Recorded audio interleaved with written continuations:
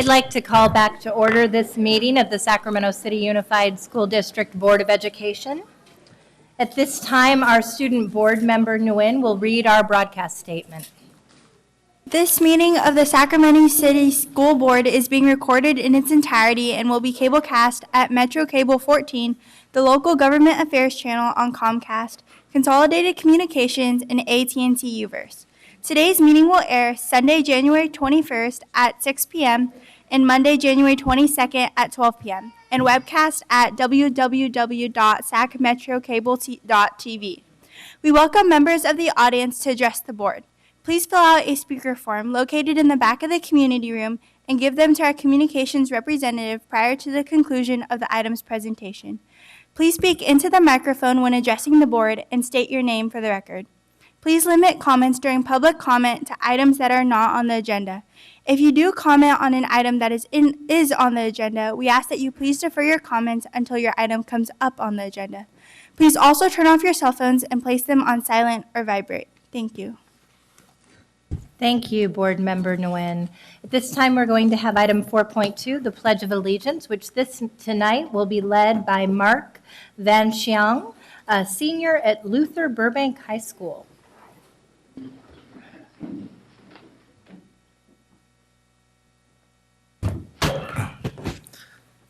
I pledge allegiance to the flag of the United States of America and to the republic for which it stands, one nation, under God, indivisible, for liberty and justice for all. Thank you. Thank you. If you can please return to the podium, we're going to get to present a certificate to you. Board Member Vang. So, Komhong Mark Vachesong will be graduating from Luther Burbank School this summer, June 2018. Congratulations. Mark is an incredible student athlete. Mark has competed nationally and internationally in the Olympic-style powerlifting for the past 8 years, all while maintaining a 3.5 GPA in his IB courses. In his last international competition as a member of Team USA at the Pan American Games, he placed third. Faculty and his peers describe him as one of the most nicest people you'll ever meet. After graduation, Mark plans to attend a private 4-year university where he can continue to pursue his love of learning alongside his love of Olympic-style powerlifting. The Board of Education is proud to recognize Mark Vachesong as the stellar student. Thank you. Congratulations, Mark.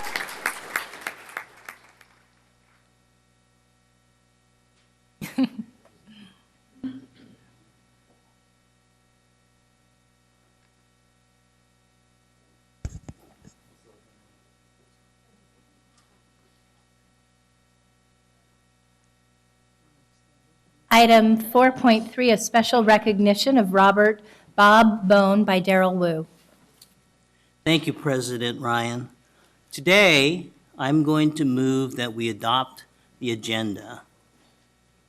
In the name of a longtime Sac City Unified veteran, he was not only educated through the Sacramento City Unified system, he served our Sacramento City Unified system for so many years as principal and teacher, or first teacher and then principal.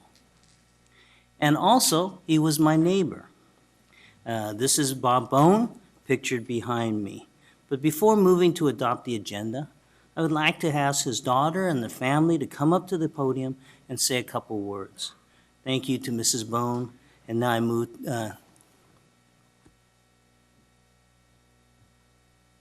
This is Jody Bone. Good evening, Jody. Good evening. Good evening.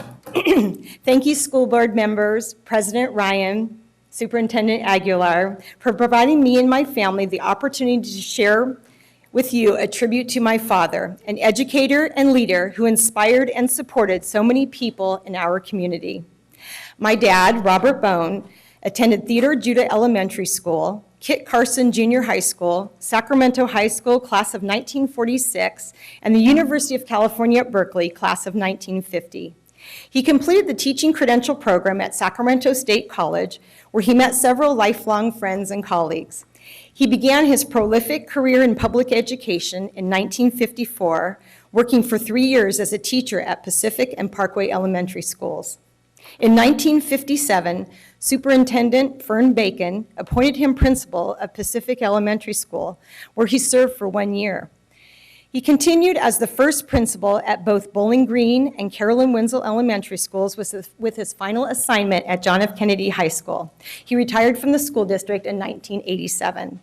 My dad loved to state that he virtually lived the history of the Sacramento City Unified School District, devoting 54 years of his life as a student and respected employee. When he began his career at Pacific, the school was part of the Pacific School District.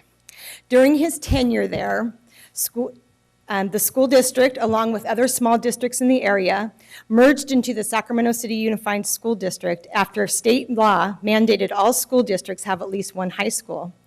Early in his career, my dad's reputation as a problem solver with can-do attitude became well known. After his first year at Bowling Green, a school that was made up of portable classrooms, the district decided that Fern Bacon Junior High School, which shared the campus with Bowling Green, could no longer service the growing population. He had an idea for improving both schools that endeared him to district leadership. Instead of building 2 new schools, he proposed the district move Bowling Green to the old Fern Bacon site and build a new Fern Bacon Junior High School, saving the district a substantial amount of money. During his tenure at each school, my dad devoted much time to developing extracurricular programs for the students, and he particularly enjoyed supporting student athletes, debate teams, and math clubs. He attended every game, meet, match, concert, and play.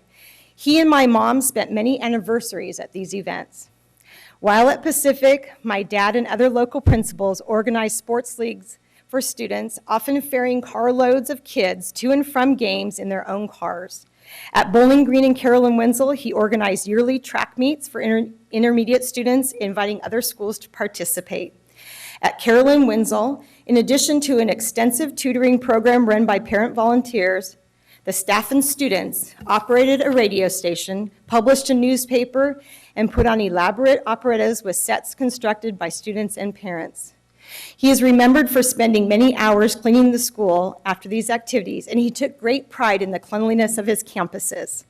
With each extracurricular activity, my dad expanded the concept of public education, believing that all students, regardless of income, deserved an education complete with an array of activities that stimulated their creativity and interests. When the students in the Washington school neighborhood came to Carolyn Wenzel in the 1970s, he held meetings in the Washington neighborhood, always with interpreters, to ensure a successful integration of their parents and students into the school. My dad was a major proponent of neighborhood schools and believed them to be integral to building communities. In fact, when Ron Morgan left his position as the principal at John F. Kennedy High School, he wanted my dad to serve as his successor due to his strong ties to the community.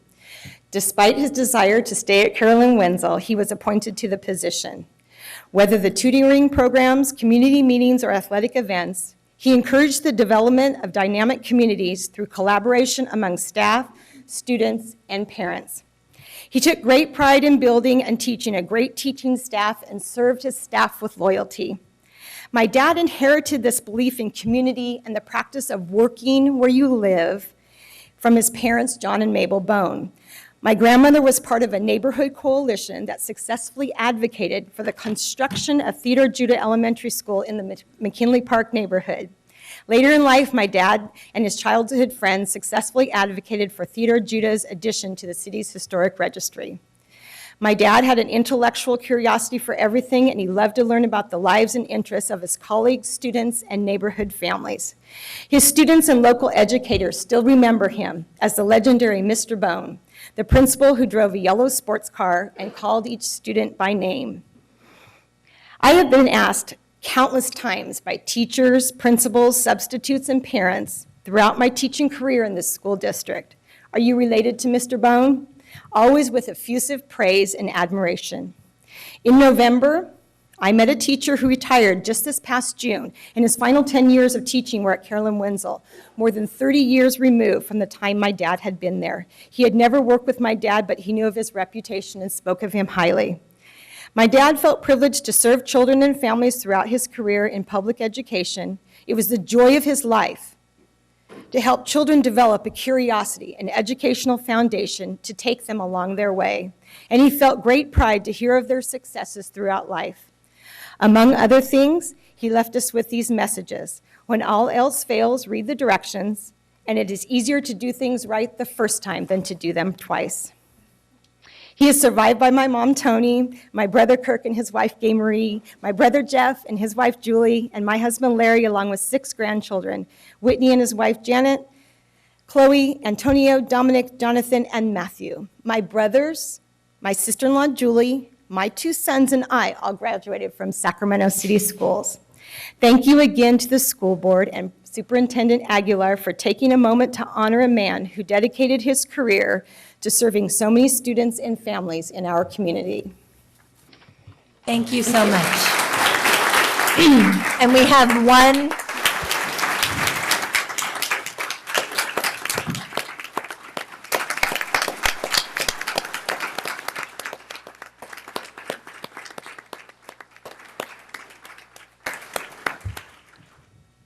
Thank you so much for your father's lifetime commitment to Sacramento City Unified School District.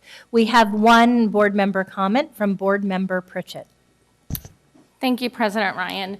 It seemed that your father was very loved in the community because I've received a few emails and phone calls, one of them from being Miss Carla, that's sitting in the audience right now, and another one from Miss Annette Deglo, who was known as Annette Buradani, I believe that's how I pronounce it, and she asked me to read a very short statement.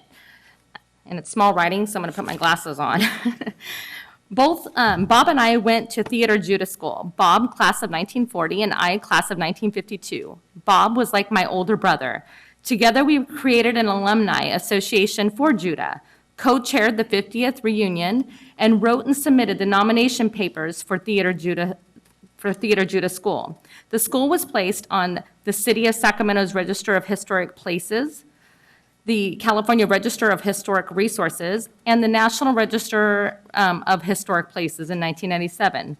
Theater Judah was a public works administration construction project under President D. Franklin Roosevelt's New Deal. She asked that I please acknowledge that Bob did all the research. He was truly a history buff. Bob was especially proud of the product of Theater Judah Elementary School and the fact that the school was named after Theater Judah. According to Bob, Theater Judah was possibly the only honest pioneer associated with the Transcontinental Railroad. Thank you, Annette. And thank you for coming here, and thank you for your father's service. Thank you again, and thank you, Board Member Pritchett.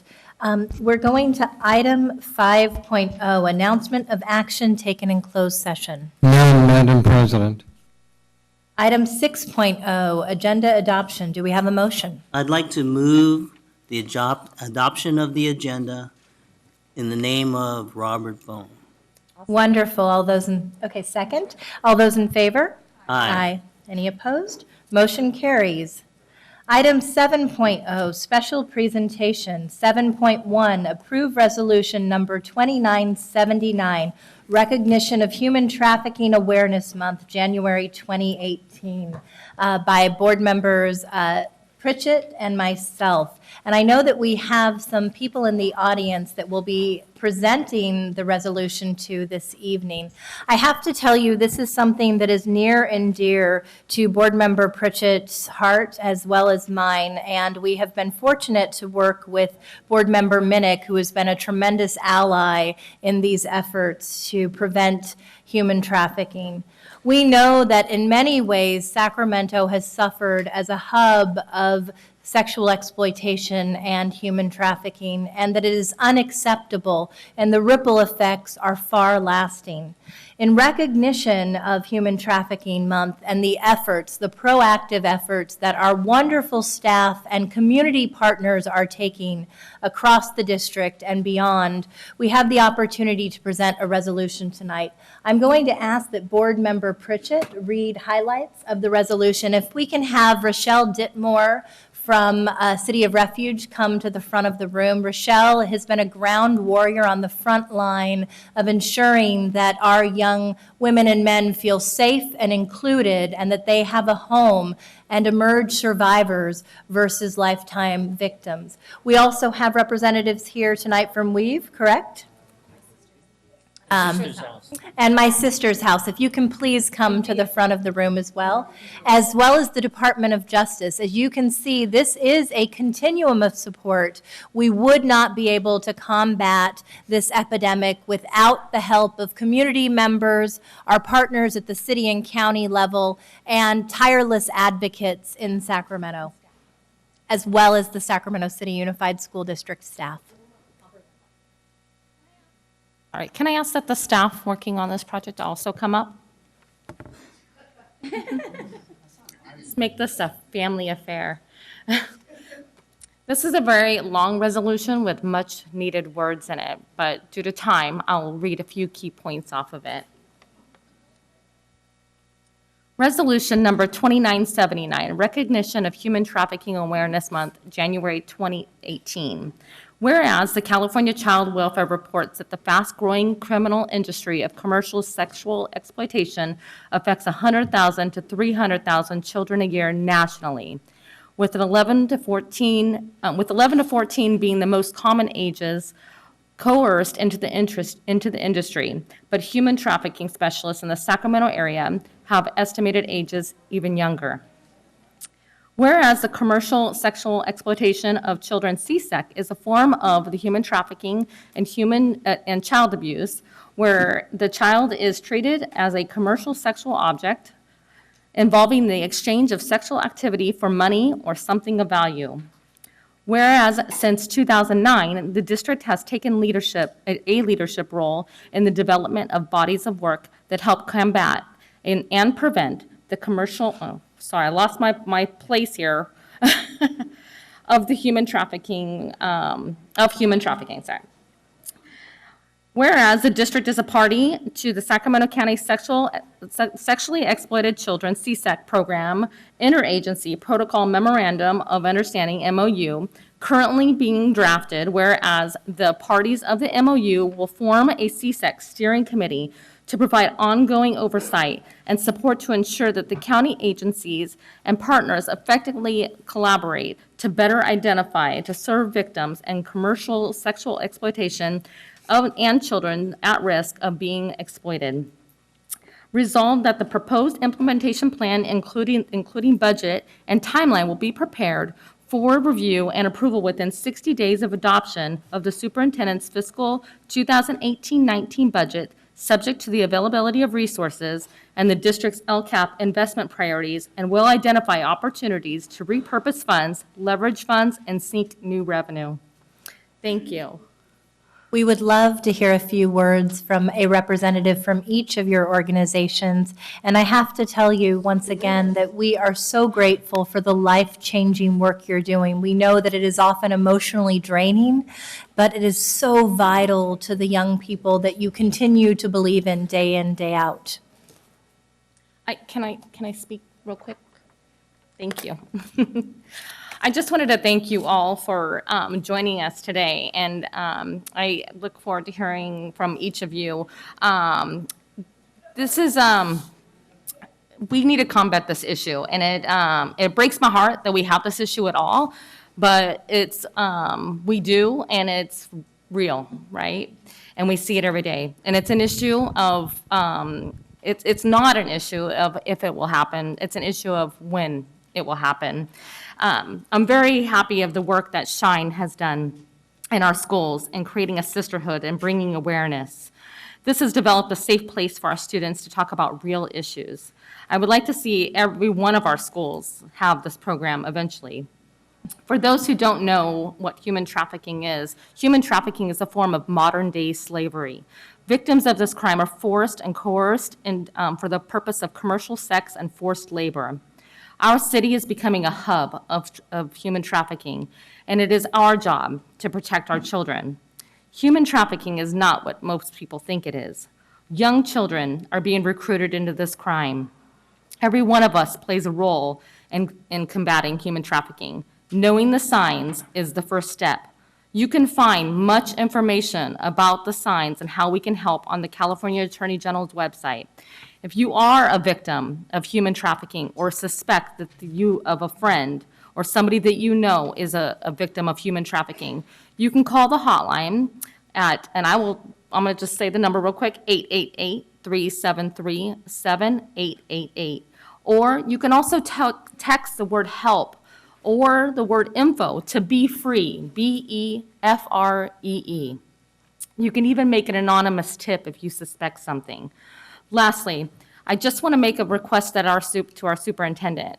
I'd like to request that we have an extensive audit of all of our sports program coaches and visitors that visit our schools and make sure that anybody that has access to our students is being fingerprinted and has an extensive background check.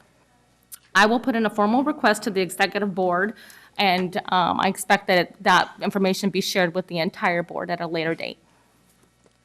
Thank you, Board Member Pritchett. We have one more comment from Board Member Wu, and then we'll take a comment from our organizations. Thank you, Madam President. It's just merely a procedural matter, so I'm going to move the adoption of resolution number 2979 before the speakers speak.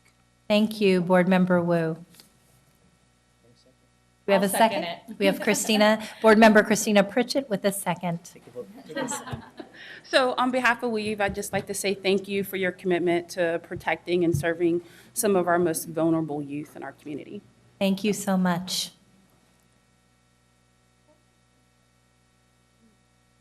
Good evening. I'm from the Attorney General's office, and I just want to state that many of California's unique features are extensive international border, airports, harbors, large native and immigrant populations, and strong economy make it a prime location for human traffickers. To many children, becoming victims of sex trafficking, too many children become victims of human trafficking before they're even in high school. And California's 6.2 million public school children are at risk. The Attorney General's office took note of this issue and has taken the lead on protecting California children. Our office has prosecuted many cases against human traffickers on behalf of the people. But the Attorney General recognized that one of the best ways to protect kids is in the classroom. Because of this, the Attorney General supports AB 1227, which requires counties to implement comprehensive prevention education and training procedures designed to protect Californian youth from falling victim to human trafficking. This district is ahead of the curve. By already implementing the requirements of AB 1227, this district is showing its commitment to ending exploitation of Sacramento's children. This resolution will ensure that students learn how to avoid becoming victims of exploitation and help them understand the problem of human exploitation and learn ways to address the problem. This resolution will ensure that school staff are trained to identify children that have been or may be at risk of being exploited and how to proceed when potential victims are identified. This resolution will prove to the victims and the traffickers that this school district supports these exploited students and that the days of hiding in plain sight are over. Thank you so much. Rochelle Ditmore from City of Refuge.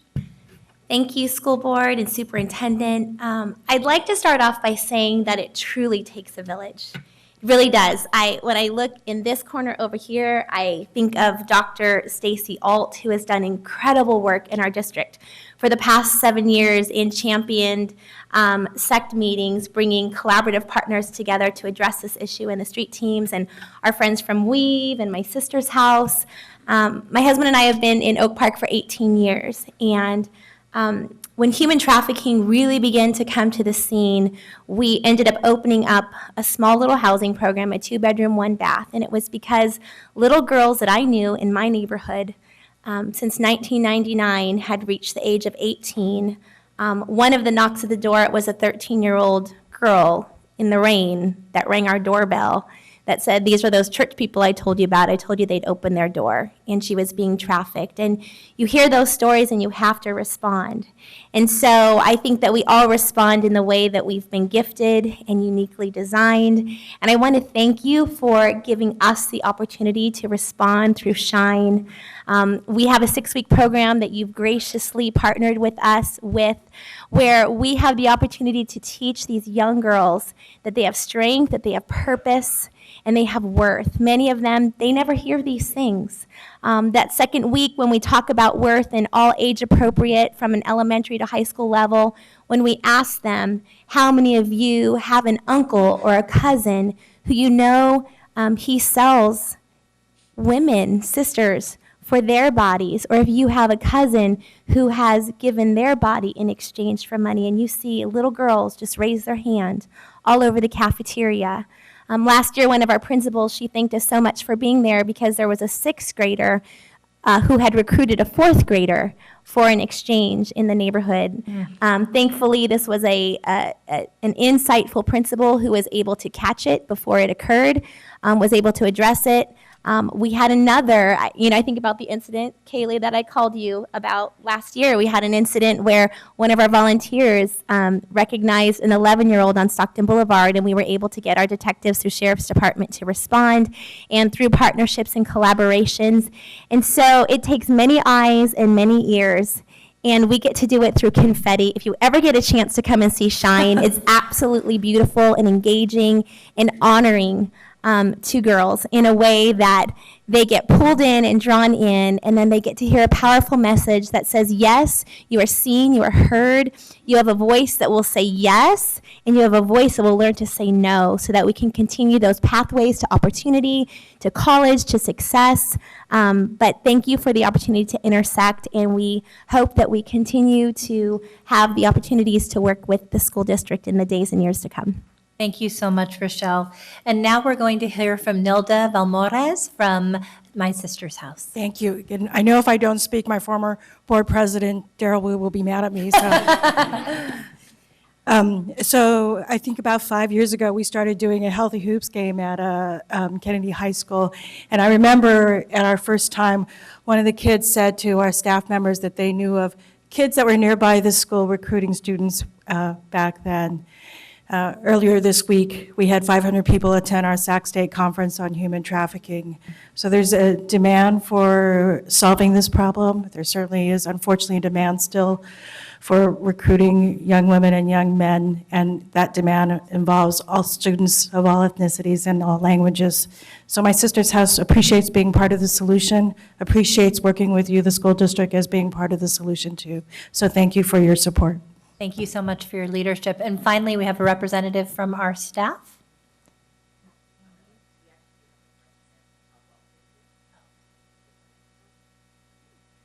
My name is Janine Lopez, and I'm a social worker with the Specialized Investigations Unit with Child Protective Services in Sacramento County.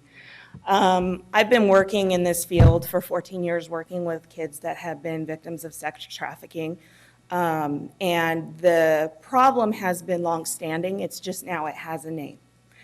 I think the services that are provided in schools, and I'm glad that this school board and they have wonderful people like Aaliyah and Kaylee that have championed this population and recognizing it and saying, you know, this is a problem, we need to provide these school-based services, because education is one of the major stabilizing factors with a lot of the youth that we're working with. Oftentimes, school is their only meal they're getting. It is the place where they may be getting clean clothes. It may be the place where they're getting toiletries to be clean. And it's a place where they are having some consistency with their teachers and other families. And the importance of school-based services for the population is very important, and it's not seen across this entire county at all. And I know that there are other districts that would like to model what the school district is doing, and it's very important that, you know, we're just taking that lead and doing it, because it is essential services for our kids. I've been working in this specialized unit doing investigations. We are the first responders. We are the ones going to the hospitals when the kids are picked up. We are the ones going to the juvenile hall when they're arrested.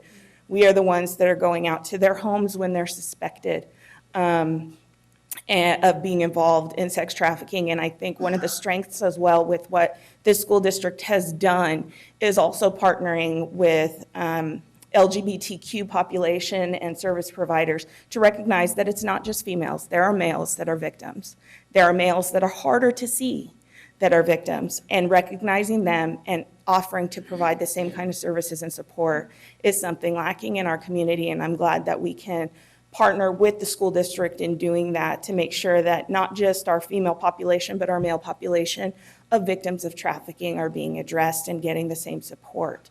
You know, I see a lot of folks I work with here on a regular basis, and being a part of the Sex Collaborative for the last 3 years or 4 years that I've been working with them, and bringing a voice of child welfare to that collaborative so that not only is there an understanding of what our process is, but also to help fill the need that our own systematic failures kind of sometimes foster, and so that we can connect our parents with services, additional services for the youth through the Connect Center or through foster youth services.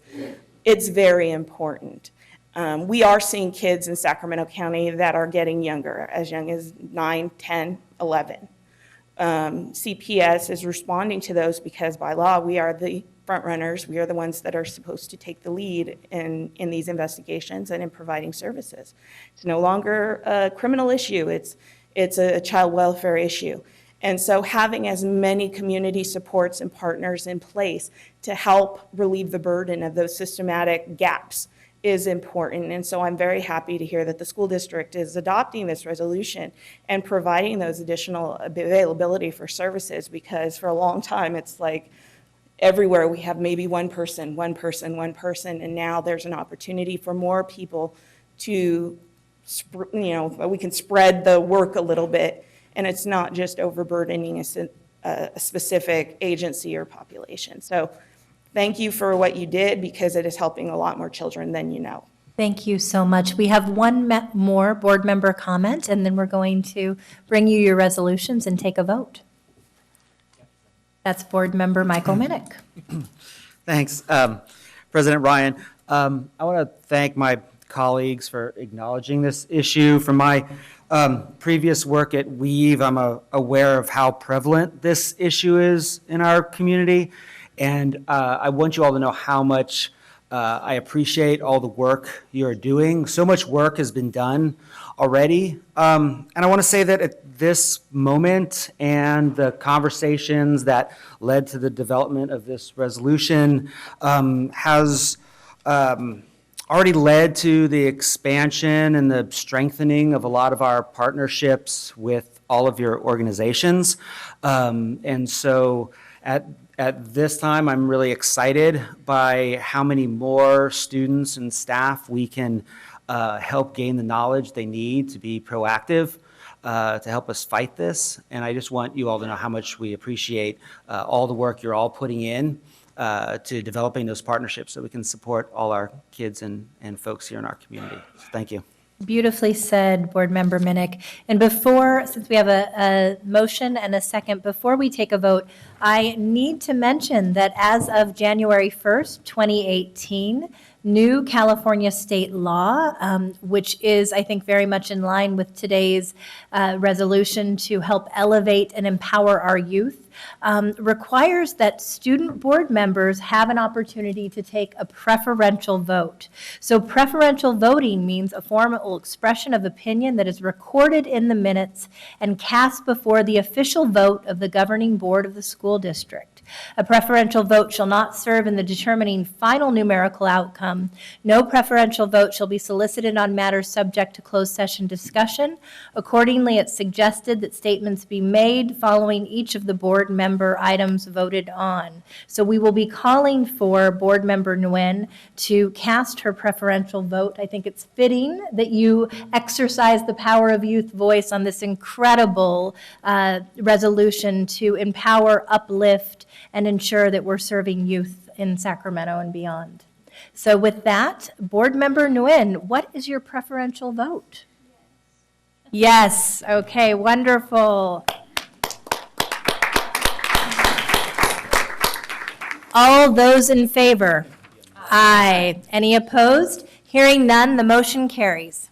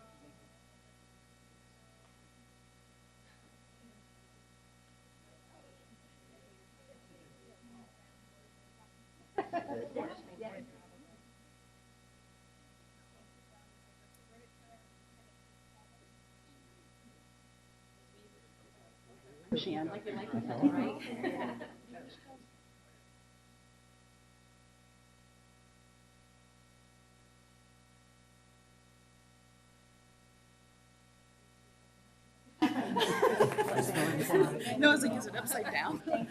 Thank you.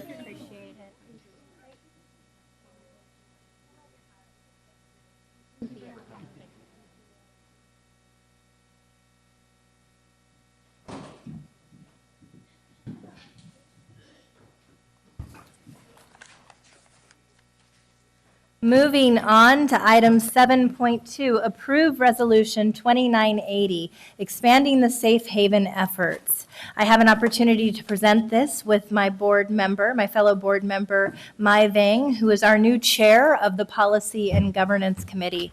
I have to say, when we embarked on this journey and then later became recognized as a statewide model for our safe haven school district's efforts last year, we could not have anticipated the state of the country. We were responding to unprecedented, at a very early time following the election, fear, hate rhetoric, bullying on our school sites throughout the district, and a sense of hopelessness and uncertainty about what the coming months and years ahead would yield.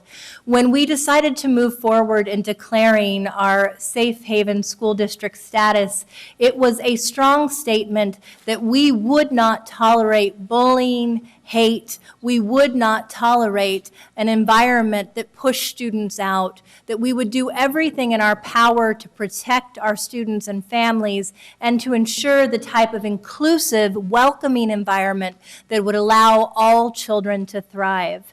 Flash forward a little more than a year, and we continue to see unprecedented, at a national level, racism, hate rhetoric, intolerance, and unfortunately, what for us is absolutely unconscionable, policy and action that really divides our country rather than recognizes the contributions of our immigrant population. We've also found that because of the level of federal rhetoric, we are not only alienating our immigrant population, but making strong statements against anyone that is not white. And I have to tell you recently, the statements that were made that have once again made our Black and brown students and families feel disenfranchised are absolutely unacceptable. I think I shared with you that when we first passed this resolution, my daughter had experienced in her own backyard on her playground bullying as a Black and Latina, being told that she was a monkey, and some of her other friends hearing as Mexican Americans that they needed to pack up and go home. Unfortunately, we heard other stories from third graders afraid to go out to the playground because they thought that they would be apprehended by Immigration's Customs Enforcement, afraid to go to the cafeteria because once again they were uncertain that there was a safe space for them to be sitting with friends and eating free from fear of apprehension by Immigration's Customs Enforcement. And so we made a bold statement that we would, in fact, do everything in our power to protect our students and families, and also to promote through public awareness and partnership a campaign aimed at inclusivity and welcomeness to all of our students. So with that, I'm going to turn it over to Board Member Mai Vang, who has been a strong partner in this work and will help us grow this next phase of our Safe Haven effort to strengthen this work, because unfortunately we do not believe that the coming months will become easier. So we in Sacramento will have to continue to lead the way to make strong statements about what we will do to protect our students and families. Thank you, President Ryan. So last year, the board did unanimously pass Safe Haven, and really our Safe Haven resolution. And the resolution was really just our first step in committing that we were going to really protect our students and provide a safe and inclusive environment. We still have so much more work ahead of us to make sure that we strengthen our resolution. Given the significant nationwide increase in hate activities and xenophobic rhetoric and policies, our board is committed to developing a more robust board policy. Resolution number 2980 is really our call to action to expand our Safe Haven efforts and turn it into a board policy. The current draft policy that was in the packet is actually based on sample language offered by ACLU. And this year, the Policy and Governance Committee we're going to host a series of working meetings throughout the next 6 months with local-based community organization and advocacy groups to really help us develop the policy. And so I know we have a lot of items on the agenda, but I'm just going to read a few of the whereas from the resolution. Whereas on December 8th, 2016, the Sac City Unified School District Board of Education declared Sacramento City Unified District a safe haven by approving Resolution 2915. Whereas the Board of Education launched a district-wide campaign in which materials and workshops were shared and promoted to empower students, educators, and families with information on their legal rights and direct them to resources. Whereas Sacramento City Unified School District has widely been recognized by State Superintendent Public Instruction Tom Torlakson and others across the state as a safe haven model because of these efforts. Whereas the district and its partner remain committed to offering increased safe haven protections that ensure all students, families, and staff members, irrespective of their immigration status, ethnicity, race, religion, sexual orientation, ability, sex, and gender, identity and preference, socioeconomic status or beliefs, an educational environment free from fear. Whereas the district and its partner in today's uncertain national climate recognize the need for a continued focus on creating a safe haven for students, families, and staff by developing additional policies related to furthering outlining the restriction on immigration enforcement activities and increasing investments for immigration-related sponsorship, employment, and other opportunities for current and future district staff. Whereas the district has already undertaken significant efforts around the restriction of federal enforcement of immigration on campus with the passage of the December 2016 Safe Haven Resolution, protocols developed in partnership with Sacramento City Teachers Association, and the initial drafting of board policy based on sample language offered by the American Civil Liberties Union. And whereas the Sacramento City Unified School Board recognizes the expertise and importance of engaging community advocacy groups and partners to develop a robust, localized policy that best fit our students, families, and staff. Now, therefore, be it resolved that Sacramento City Unified School District, in collaboration with community partners, will focus on policy areas between now and end of June 2018 in order to strengthen and grow safe haven protection for students, families, and staff. Resolved further, the Sacramento City Unified School Board calls upon community leaders, local advocacy groups, and partners to engage in monthly policy development dialogue around the district's safe haven efforts in order to develop thoughtful and impactful policies that will build upon safe haven work previously completed. Thank you, Board Member Vang. Do we have any public comment on this item? No public comment on this item. Do we have a motion to approve the resolution? I move to approve Resolution 2980. We have a double second. All those in favor? Aye. Those opposed, hearing none, the motion carries. Thank you. Item, Preferential vote. okay, yes, and Student Board Member Nguyen, please cast your preferential vote. Aye, wonderful. So item 8.0, public comment. Mr. Barrios, do we have any public comment? Yes, we have 8 public comments, and if you could come up in order, please. Stand in one line right here in the front. Peter Lambert from McClatchy High School, followed by Peter Lambert, McClatchy High School, followed by Carolyn Cabillas, followed by Mackenzie Cross, Danilo Campos, Janine Lopez, Ian Arnold, and Liz, oh, I'm sorry, I take that back. Let's just have Peter Lambert come up and then we'll figure out the rest. Some items out of order. We have Mr. Lambert first.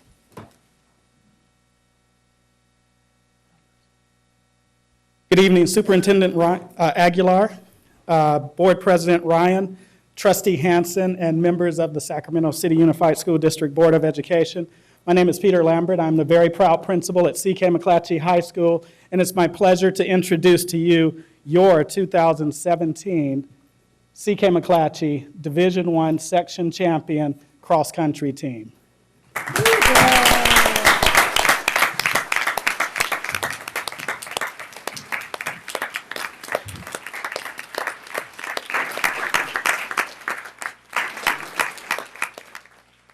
I'm going to let our coach, Julie Watkins, come up and say a few words in regards to this incredible honor that our cross-country team has won. But also, I would just like to simply say thank you to our Board of Education and especially to Trustee Hanson for providing the track facility that we are so proud of that has helped to make this occur. So thank you very much. We're looking forward to having many more championship teams in the future. Hello.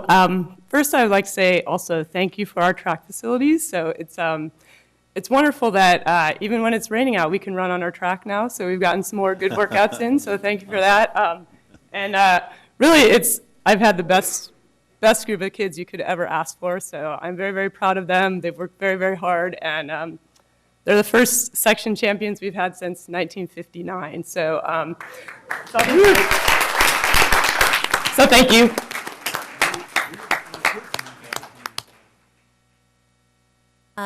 Board Member Hanson, did you want to go down there and take a picture? Yeah, well, let me just throw in a couple words too, because the first time since 1959, I mean, that's older than almost everybody up here on the dais, except for maybe one of us, but it's remarkable, that they're currently 14th in the state. I know they were champions in different league runs, in the HOCA Northern California champions, the Bronco Invite champions, Metro League champions.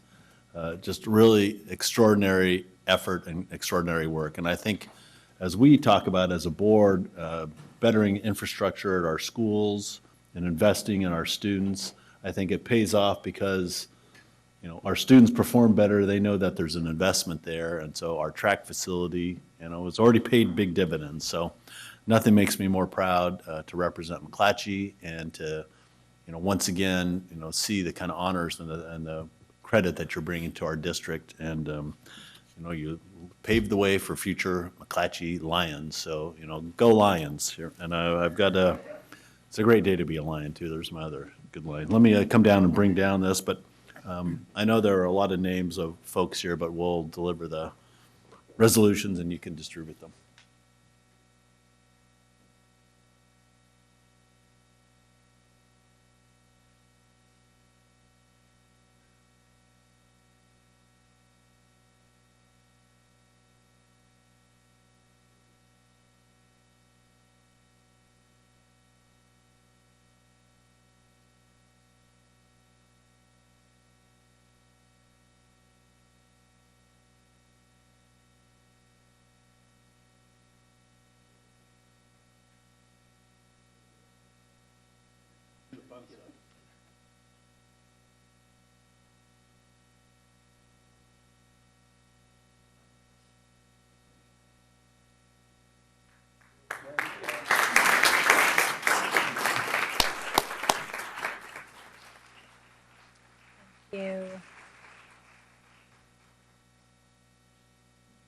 And then I had a second presentation. And again, good evening. And I would again like to thank the board, Superintendent, Trustee Hansen, for your work with regards to the renovation of our auditorium facility.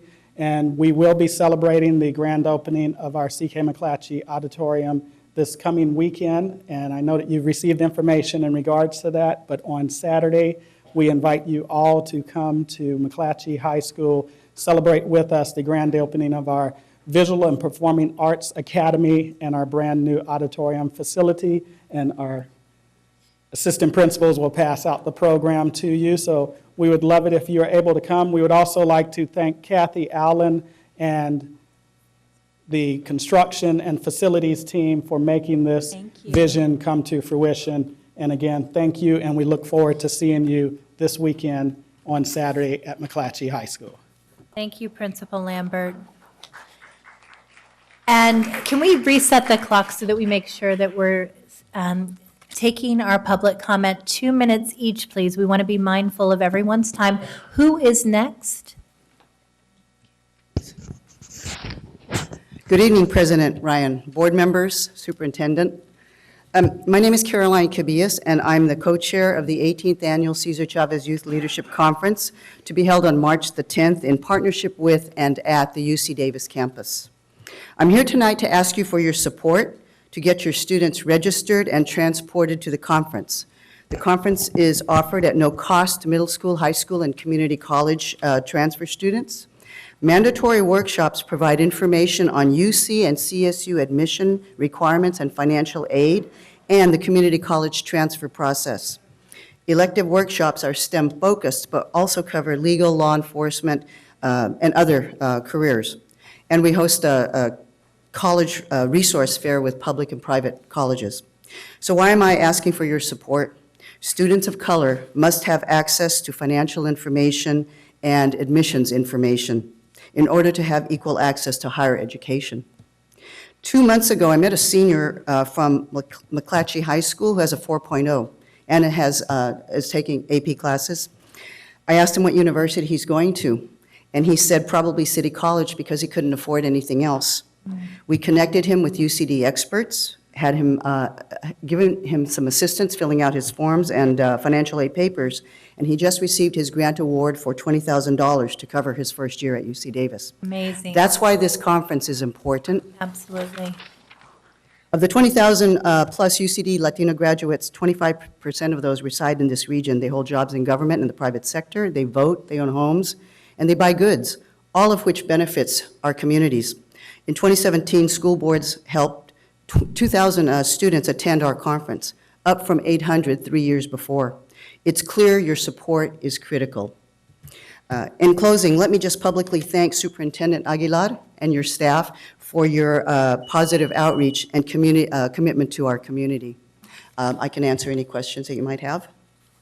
I don't think we have any questions from board members at this time, but thank you so much for your efforts, and we hope to grow the numbers even further this year. And we can with your support, so thank you. And packets for our program were made available for each of you. Wonderful, thank you. Thank you.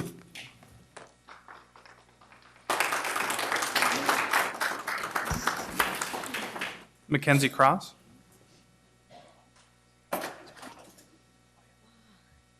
Use this thing. There we go. Hi, I am Mackenzie, and I'm from John F. Kennedy High School.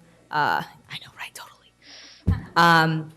My question is, how do you determine that a school is actually following the safe haven protocols? Because I'm doing a CAP project, so it's my civic action. So it's just something that I'm wondering about. And it's something that any of you can answer. Would you like to schedule a one-on-one with one of the board members or even come out to the next policy committee so we can talk about some of the work that we're doing at individual school sites? It's, I believe this is our last civic action project. So, I mean, personally, yes, I would love to. So, yeah, I could do that.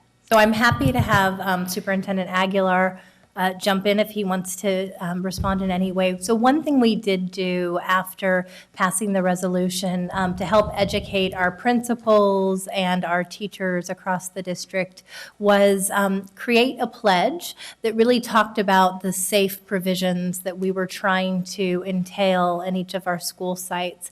Those pledge cards, more than 50,000 of them were distributed at all of our schools, in addition to safe haven signage to let students and families know as they enter a school site every day that this is in fact a declared safe space.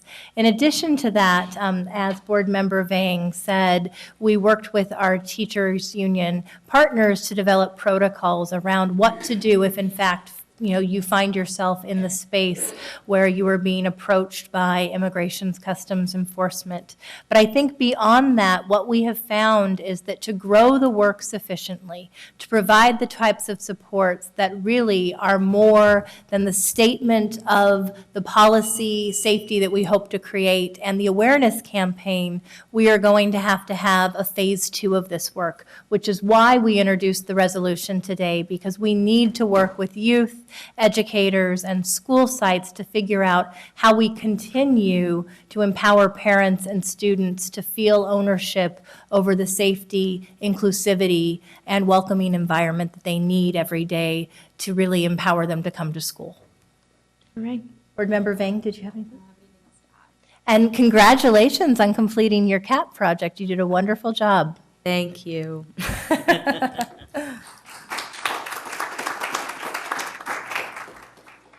Danilo Campos.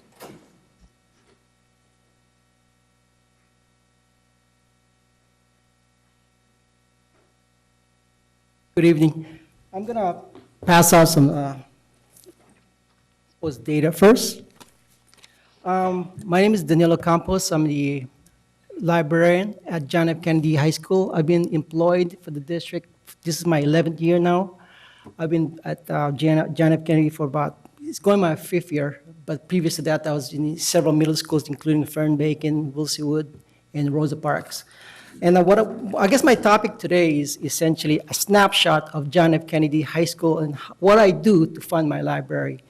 And I'd like to actually come over and essentially give some, a snapshot.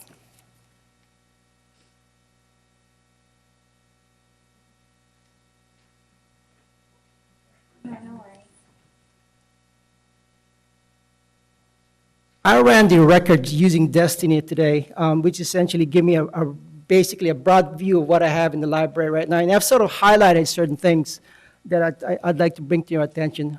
As you know, it is 2018 right now, but if you look at some of the things I've circled, the average age of the collection in the library is in 1993. We have about, I guess the school has about 19,473 I would say collection. That includes books, CDs, but for the most part, most of those are actually essentially books. I want to bring your attention to the part where I've highlighted, because this is essentially the 3-topic area, which I think is very important, because those 3 topic areas are areas wherein there's a lot of innovation that goes on and things need to be updated. So, for example, if you look at the Dewey classification, the first part is essentially books that has to do with computers, computer sciences, and the average age is 1998.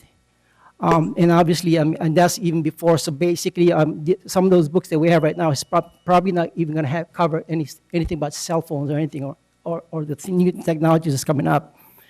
And on the second part is the 500 section, which is essentially the science section.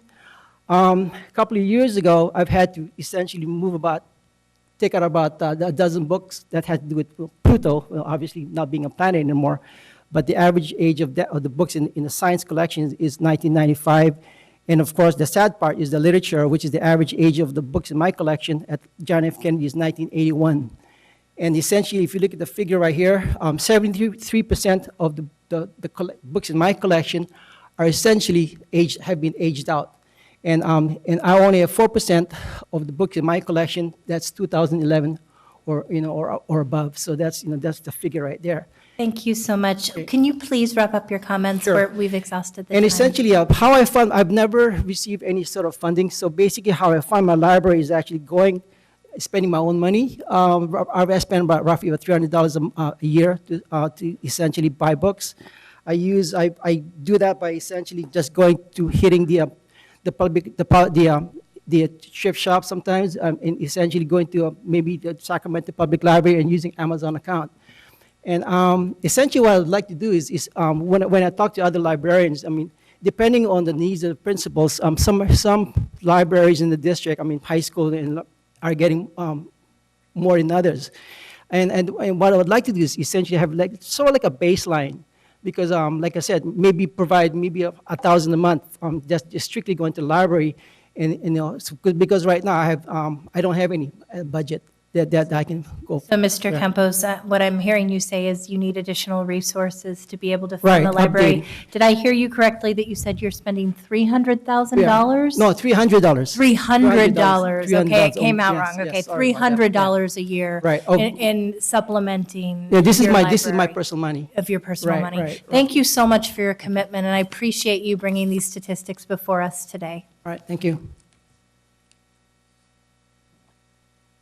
Michael Casper.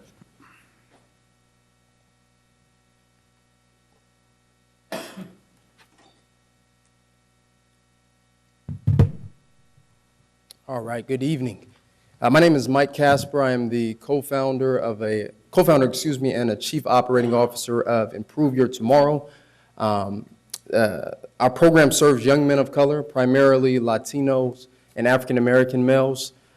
Currently, we're serving over 700 youth in 10 high school and middle schools in the Sacramento region. And we start off with them as early as their 7th grade year in middle school, and we follow them until they graduate from college. The reason for my visit today is to really let you guys know about some of the good things that are happening at Luther Burbank High School, which is one of the schools that's under Sac City Unified School District. We started the program there a year and a half ago, and last year was our first graduating class. Of our graduating class, 100% of the students graduated on time, and 85% of the young men were accepted into a four-year university. So we encourage you. I know, Michael Minnick, you had the pleasure of coming out. So we encourage you guys to come out and visit and see some of the positive things that are happening. Also check out our website to see the services that we're providing the young men. But one thing I can say for sure, now that we have 90 students at Luther Burbank between the 9th and 12th grade, we're seeing a change in culture, right? We're seeing young men that have counted themselves out in the past and said that I can't go to college, now say I can go to college. Young men that said I won't go to college, now saying I will go to college. And it's an exciting thing, right? So thank you for your time. Thank you for your partnership, and we look forward to doing more of it. So thank you. Thank you so much. And Joel Garcia.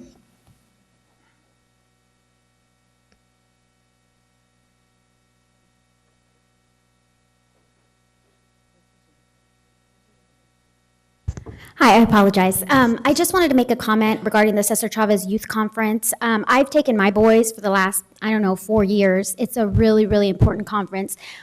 I'm so glad she came and spoke to you, because it's the first that I've heard someone speak to board members about it. But it's free. They provide a bunch of different workshops with employers there. They do the college readiness and, college financial aid stuff. There's free food, there's cultural events, and really it's diverse. So even though it seems like it's just for Latino kids, it's diverse. One of the things that I wanted to bring up, because she talked about support, is all the years that I went there, I have not seen a Sac City Unified bus being there. I've seen many, many districts, several districts, bus their children in. And so when someone asked the question about support, if we can provide one bus at least for our students to maybe meet at Cerna Center, to meet at one central, central location to go to UC Davis, that would be helpful, because for me it was a challenge, and so I think for families that would be helpful for families that don't have that resource. So thank you.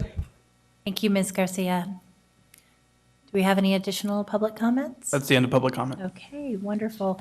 I've also asked just to respond to the man who came out to speak to us regarding library budgets, that we get a better understanding of how our library budgets are determined in Sac City Unified. So thank you so much for your advocacy tonight.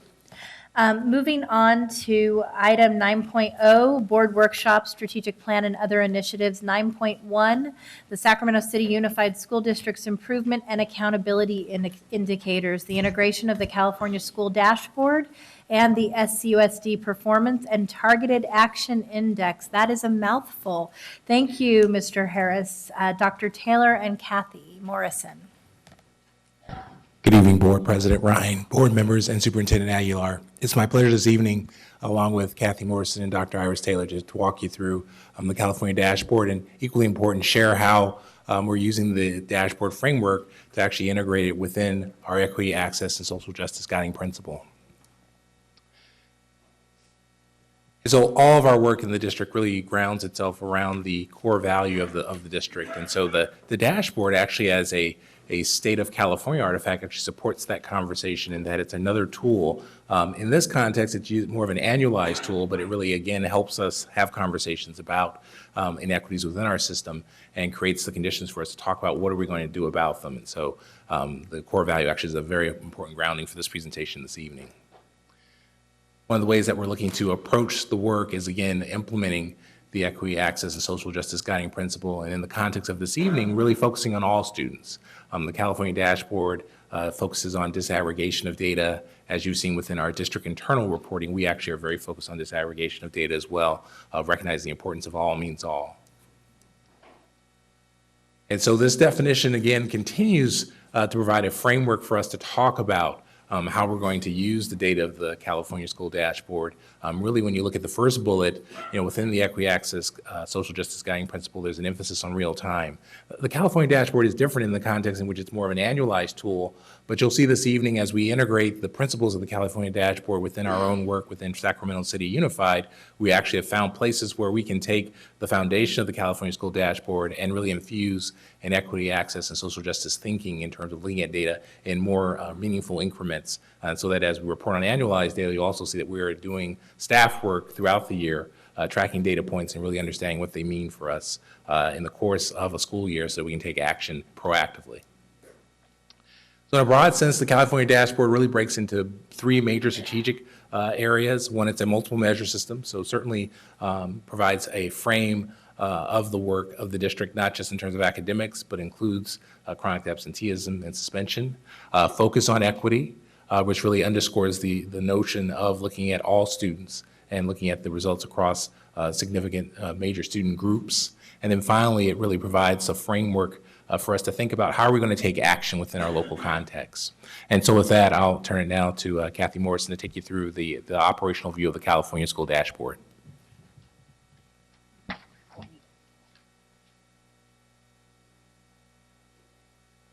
Good evening, Board President Ryan, board members, and Superintendent Aguilar. I'm Kathy Morrison, the LCAP coordinator. As you know, the theme behind the state accountability system is continuous improvement. That's been another discussion that we've had in the past 3 years. So within this system of improvement, there are 3 levels of support. You might compare it to the response to intervention or RTI model. Level 1 is the type of districts that type of support that all districts in California will receive. Level 2, differentiated assistance, is more targeted, and it's support for districts and schools that have areas of struggle. And level 3 is defined as intensive assistance. The state has not gotten to that threshold yet. We provided this slide for review. Many of you have seen this dashboard rating system before. The performance levels are calculated using status and change, which I will show you on the next slide. There are 25 possible results on the rating scale, and the highest is blue and the lowest is red. So the elements that we are going to look at tonight on the dashboard are the state indicators shown on the left. And we wanted to provide for your reference a table with the data sources for state indicators. In the spring, the state released a field test of this dashboard, and many of the data sources were lagging. So right now, what the state has provided is the most recent data that is currently available. So this is a view of that 5x5 colored table that I was talking about that is used for the performance rating. And the left axis is a status, and the y-axis across the top is change. So the shift here in looking at accountability is that a school with a very high level of status but showing a decline from year to year might receive an orange rating, whereas a school with a medium performance but an increase, so moving in the positive direction, moves to a green. So the state really wants to reward schools and districts for growth, which is new. So some of the new features of the dashboard are that we are, for the first time, seeing a report on foster youth and homeless student data. Chronic absenteeism and a college career indicator are also reported for the first time, and status only on that, which you'll see later in the presentation. I also like to think that as complicated as the dashboard is, they did make some user-friendly adaptations. So from the landing page of any school district, you can click and pull down a table of all district schools at once. The 5x5 grid, which is that color table I just showed you, there is one for each indicator, which will show you placement of student groups, or at a district level shows you placement of schools. And as we discussed in November, the local indicator ratings are now online. So the reason we talked about the system of support is that our district has been identified for level 2 differentiated technical assistance, and this is set forth by criteria looking at the red performance rating of certain student groups in 2 or more state priorities. So you see before you our students with disabilities have been identified for 3 areas: African American students, foster youth, and homeless. And I did want to make a point that of the districts across our state, about 2/3 of districts have been identified for technical assistance for students with disabilities.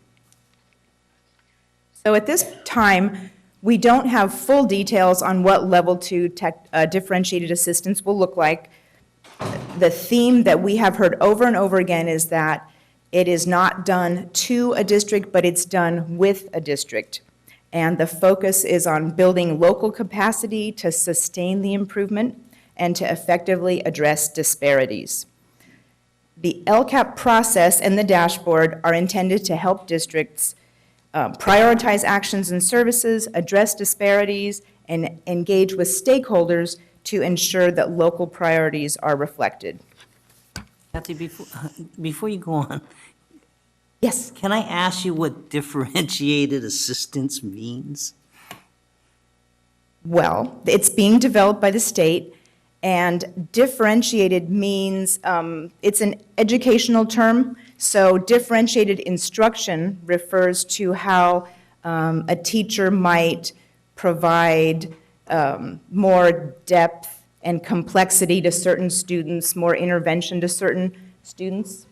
So individualized based upon a student's needs. Yes, and so the state has picked up on that educational jargon, and the support that will be given to our district, let's say around students with disabilities, would be different, it would be custom to our district, it would be, designed by our district perhaps. So that's what the level 2 that you were talking about is, the level 2 that you were referring to refers to our district needing differentiated assistance for those categories of students.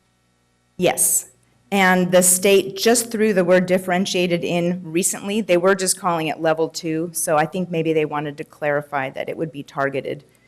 Okay, I don't. Board Member Wu, can we hold your questions until after the staff presentation? I just didn't know if everybody understood what that meant, so No, I can't thank you. follow along the explanation of what we're listening to without understanding the definition of what we're talking about. So I'm Thank sorry. you, Vice President Wu. I do think that that is a good reminder to the extent that we can to avoid educational jargon. I know that I've brought this up with the superintendent and others. If we have board members who are hearing these presentations on a regular basis and are struggling to follow because the language is outside of our regular vernacular, then imagine the parents and community members who are hearing the presentation. Thank you. So we have provided a table that we want to click through fairly quickly, showing the performance levels for each of the state indicators. And so we have started with the academic indicator. This is math by ethnicity. And as we start looking at these tables, I want to point out that the state is providing a breakdown by 13 different student groups. And you'll see that we do not have the breakdown among the different Asian subgroups. That is a goal of our district and a quality that we want to emulate. We have to do additional work getting some data files from the state because each of these indicators is, it's not just a single measure like a graduation rate, but they're complex and they're weighted. So that's the reason why we are just showing the state indicators right now. This is the second part of the math. These are the student groups that are identified through the local control funding formula. This table represents our English language arts by ethnicity. And this table is English language arts by the local control funding formula identified student groups. This table is our suspension rates by ethnicity. And this table is suspension rate by local control funding formula student groups. For this table, I want to give a little context. The English Learner Progress Indicator, again, is what we would call a composite.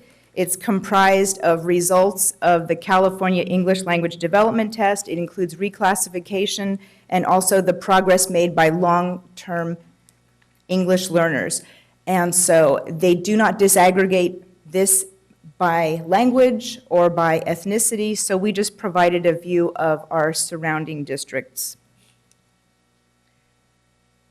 For our graduation rate, I have two tables. This is the table for our comprehensive high schools. And please note that the dashboard model removes our alternative schools from the graduation rate calculation, which is why what we're seeing here is higher than what the state has reported.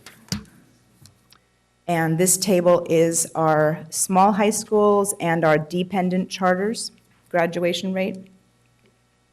One of the newest indicators is the college and career indicator.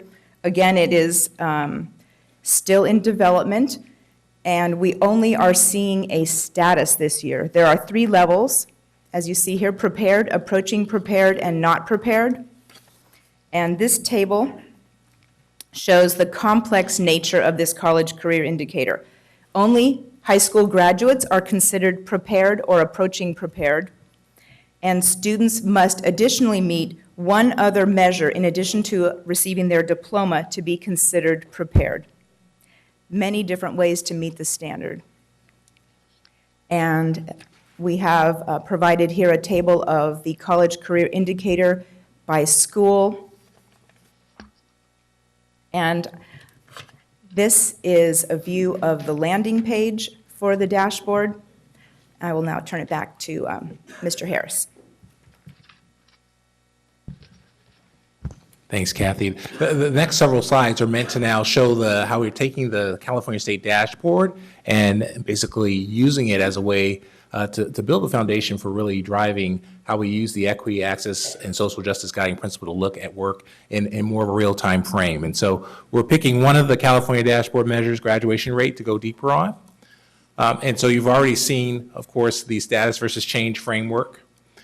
And what we really want to emphasize is that as we think about the important outcome measures, on the California School Dashboard. What's critically important as well is, as we think about equity, access, and social justice, what are the conditions we need to constantly be looking at in order to ensure that our students are able to graduate on time and successfully? And so you'll see here one of the elements that I know we've presented in the past, both within board meetings and board learning sessions. And so within graduation, not only are we looking at graduation rate, but this notion as you look at it going left to right, how many students are on track? And really equally important, how many students are staying on track? And then for those students that need an extra support, who potentially are off track or subject borderline, we're looking specifically at how do we support those students as well. And you'll see the two sub-elements, if you will, on the far right, both have that CA. It's meant to show the linkage with the California School Dashboard. This is how we're supporting, the system is supporting students in order to meet those outcomes. And the definition is straight in congruence with the California State Dashboard, because we're taking this measure directly from the California State Dashboard as it relates to graduation rate. And of course, applying the same rubric, if you will, in terms of looking at status versus change. Now, in terms of infusing the equity, access, social justice guiding principle, we're also looking at the measures on the California School Dashboard in the context of, can we make predictions about how those things are tracking through the school year? And so this next slide basically provides a frame for how we're actually taking something like graduation rate and looking at how do we disaggregate it through the school year. And so much as Kathy described, it's with the same complexity of calculation, but the example you have there is kind of our look at that measure through the course of a school year so that we can take action, so that as we think about students who aren't graduating, what can we do in real time, changing conditions in the present, so that when we get to the end of the school year, what the final result is isn't a surprise, but becomes an opportunity for us to do, again, more continuous improvement reflection, to think about what are things that we can do in the course of a quarter, in the course of a semester, to change conditions for students. And so with that, really this next slide is meant to show that we're not just doing it for one sub-element, if you will, within our graduation element, but for all of the sub-elements within our graduation element. We're applying the same rigor around to the degree we can get more current data and we can see how that element is changing or sub-element is changing through the course of the school year. This puts us in a position to directly impact the California School Dashboard, because again, the California School Dashboard takes a snapshot annually. Our ability to use our internal data to look at data real time allows us to have 3 to 4 more opportunities to see the system, and then more importantly, take action as we see those results within the system. And then, of course, doing our best job to predict the colors as appropriate. This just gives us a simple link to see the dashboard, and as folks want to look at it on their own. And then finally, I'll wrap up just with some notes that we have here in terms of next steps. There are some planned community engagement that's coming up. And as we meet with the Sacramento County Office of Education in February, we will be sending a board communication which will provide more context around the level 2 support that Ms. Morrison mentioned. And then finally, as we've done now, starting in the fall and will continue, in the spring, we'll continue to provide ongoing updates on the integration effort, because we recognize it's really important to think about all of our system work in the context of our budgeting process, the development of our local control accountability plan, and of course our site planning process. And with that, I'll end here and take questions from the board. Thank you, Mr. Harris. Do we have any public comment? We have 3 public comments. Angie Sutherland, followed by Liz Guillen and Grace Trujillo.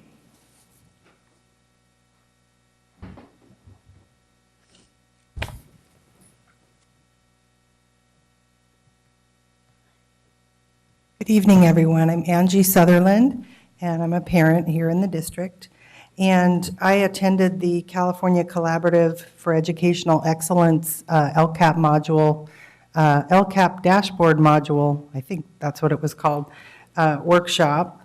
And one of my questions, or one of the things that I wish the dashboard had, was more of a breakdown on the student groups, homeless, foster, students with disabilities, low income, and EL, to show the breakdown on ethnicity for those groups, because right now they're all siloed as separate, and it's hard to know really more information about the groups. And if we need to provide interventions, we need to know that, because they're not just, they don't just exist in one group. They have many aspects.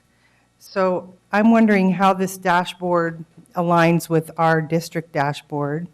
And I know that I have looked and I haven't seen any kind of more detailed breakdown. So I'm wondering if our district is trying to go in that route.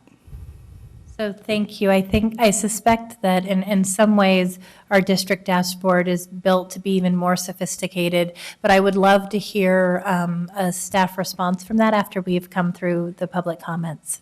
Okay. Thank you, Ms. Sutherland. And then there was a plan to have dashboard workshops for parents, and I see LCAP, PAC, PI, and DLAC, and there are some other groups, as you know, so just making sure that those are planned out as well.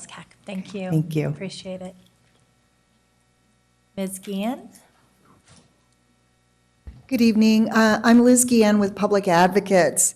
I want to commend the district on its presentation around the dashboard and the district's identification for being eligible for the second level of support from the state.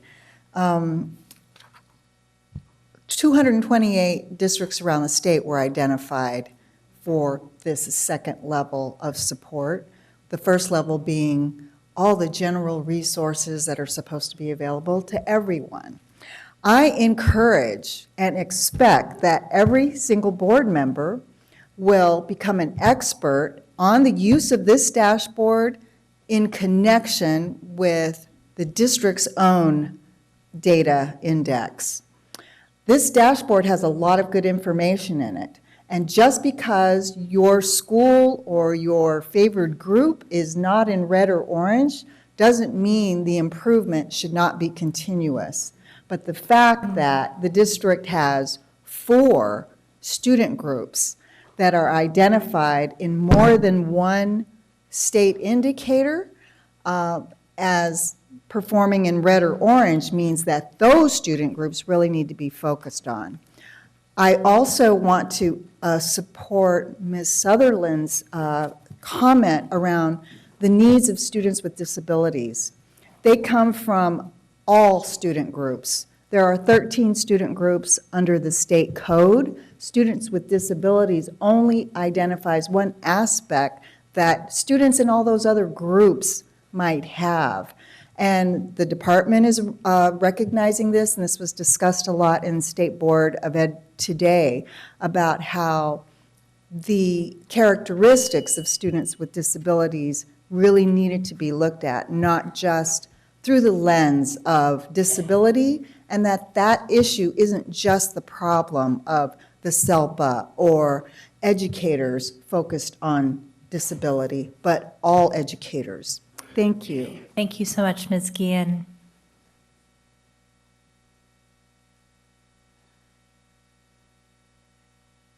Good evening, members of the board, and Jose Aliguigar. You know, one of the things, I agree with everybody. I agree with Angie and with Ms. Guillen. You know, I commend that the fact that, you know, we were 263 part of that dashboard, and I think data is what will get us here. One of the things is we also need parents. I think it's very important to involve parents in the school site councils. You know, it was so sad that I had, you know, over the years I meet a variety of different parents, and we all have like different passions. Sometimes we might come a little strong and have that passion and people perceive us as being rude or mean. I know over the years I have been one of those parents that says Grace always comes up here and talks about the budget. But guess what? Over the years, I've determined that obviously we have unfunded liabilities, and I'm so glad they're being looked at. Well, in that process, I have met multiple friends and other mothers over the years that we share that same passion. And we all have different degrees and expertise, you know, that we come when we come to school and bring our kids, and we give up our careers so we could be part of society and help the less fortunate. It was very sad to me that today, you know, a parent came up to me and she said that she was part of the McClatchy group, okay? And I thought, you know, I know she's very passionate and it might come out wrong, but She's an expert at what she does with her numbers. And what she wanted to do was help. But I think it didn't come across that way. So I'm asking you, as a board, please work together. When you see these parents that are very passionate, you know they have background in these data statistics. I know further documentation or further procedures, further things need to be happen for the dashboard, because obviously it's always a changing. And at the same time, when that is driven, you see a change in kids. And this friend that I'm talking about is Puni.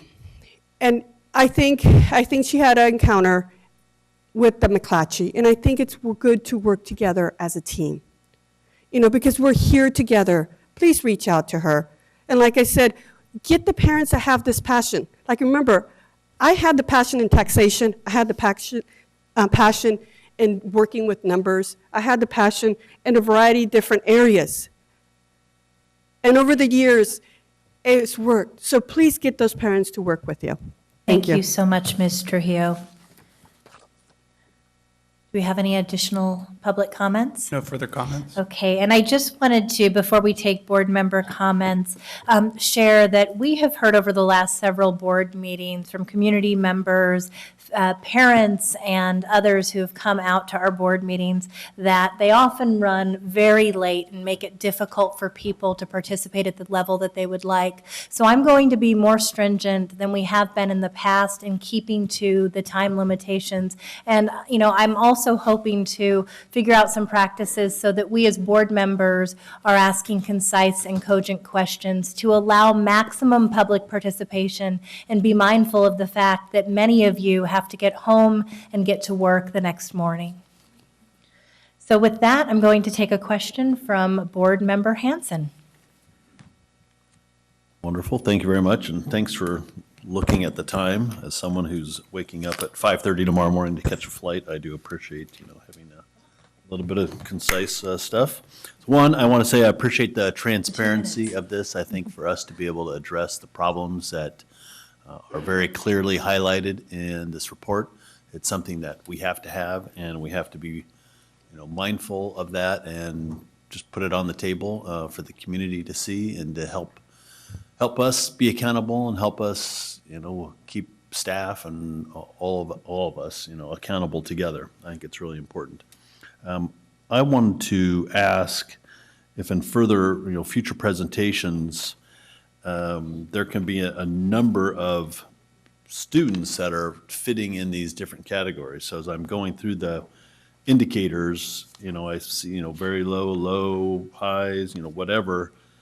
Could you say the number of students? I mean, it's obviously alarming regardless of whether it's one student or 1,000, but it'll also be informative for us to understand what the scope of this situation is, depending on how many students are impacted, and then also what we have to think about of what the potential cost and resources that are going to be necessary for us as a board to think about addressing this program. So that'd be really helpful for me. So just a question, just a point moving forward.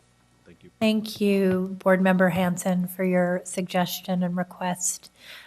We have no other board member comments at this time. Would you please respond to Ms. Sutherland's question? Yes, indeed.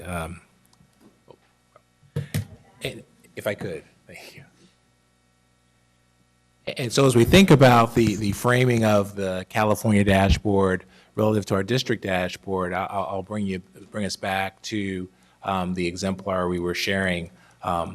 There are some key differences. And so, for example, when we look at graduation rate, there is an element of the California dashboard focuses on the important outcomes, graduation rate, and students graduating college and career ready. Within our internal district work, we actually have added indicators to help us think more about what are the things we need to do as a system to ensure students are graduating. And so that's where you see on-track status, which is not on the California dashboard, nor the retention rate, or the off-track to on-track. But we recognize that it's really paying attention to those things with diligent focus enables us to actually affect a higher graduation rate and ensure more students graduate college and career ready. Equally important, there's actually other things within our district performance and targeted action index, which just due to some degree privacy and of course length of presentation I didn't share with you this evening.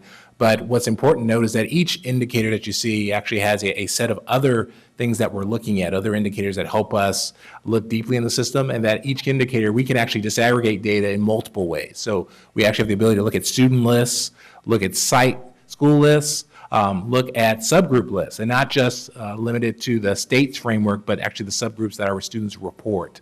In terms of our English learner students, we're able to look at all of the English learner classifications, same thing for our special education students. And so in terms of the questions posed, we actually have a lot of ability to dig into the data, and we do that on a regular basis. You know, one other measure I'll mention as well is that we actually have this thing called a cross-feeder pattern, which really is an important measure at the high school level. So it allows us to have conversations across a K-12 perspective. So whether it's a 12th grade English learner student or a 12th grade student in any part of our system, we're able to look at the student's performance across the system, which allows us to have network conversation, allows us to really focus in on, so what was that student's experience within our whole district, and where might we take other additional interventions? And so in a nutshell, I will say our district system is very robust in terms of the data that we're able to look at, and we're learning as a system how to use that to, again, change conditions in the present.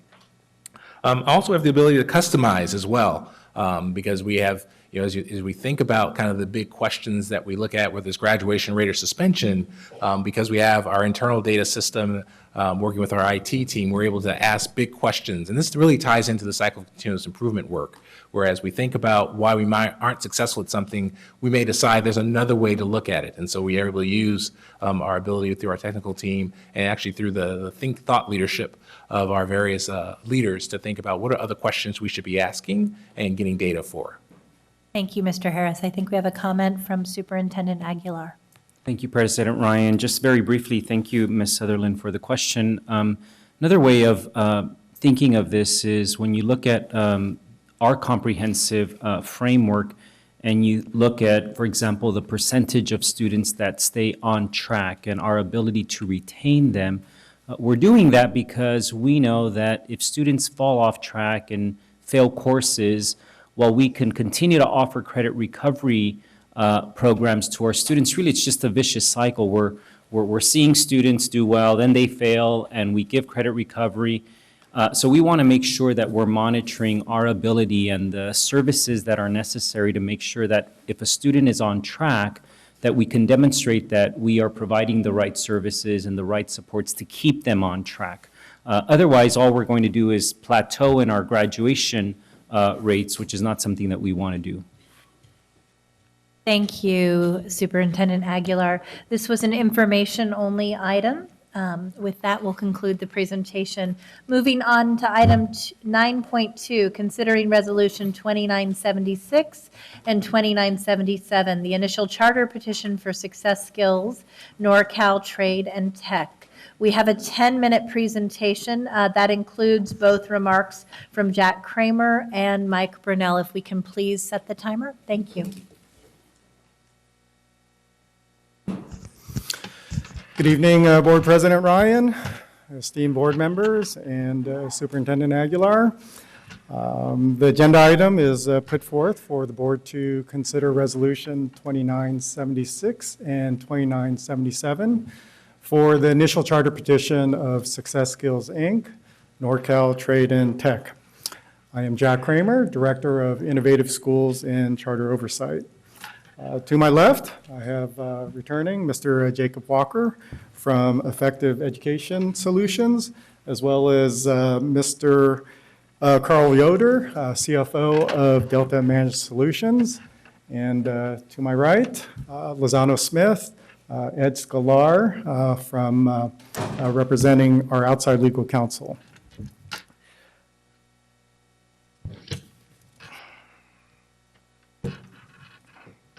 The contents of tonight's presentation, it's going to focus on NorCal Trade and Tech's response, brought forth primarily from the December 7th, 2017 executive summary and the board meeting itself.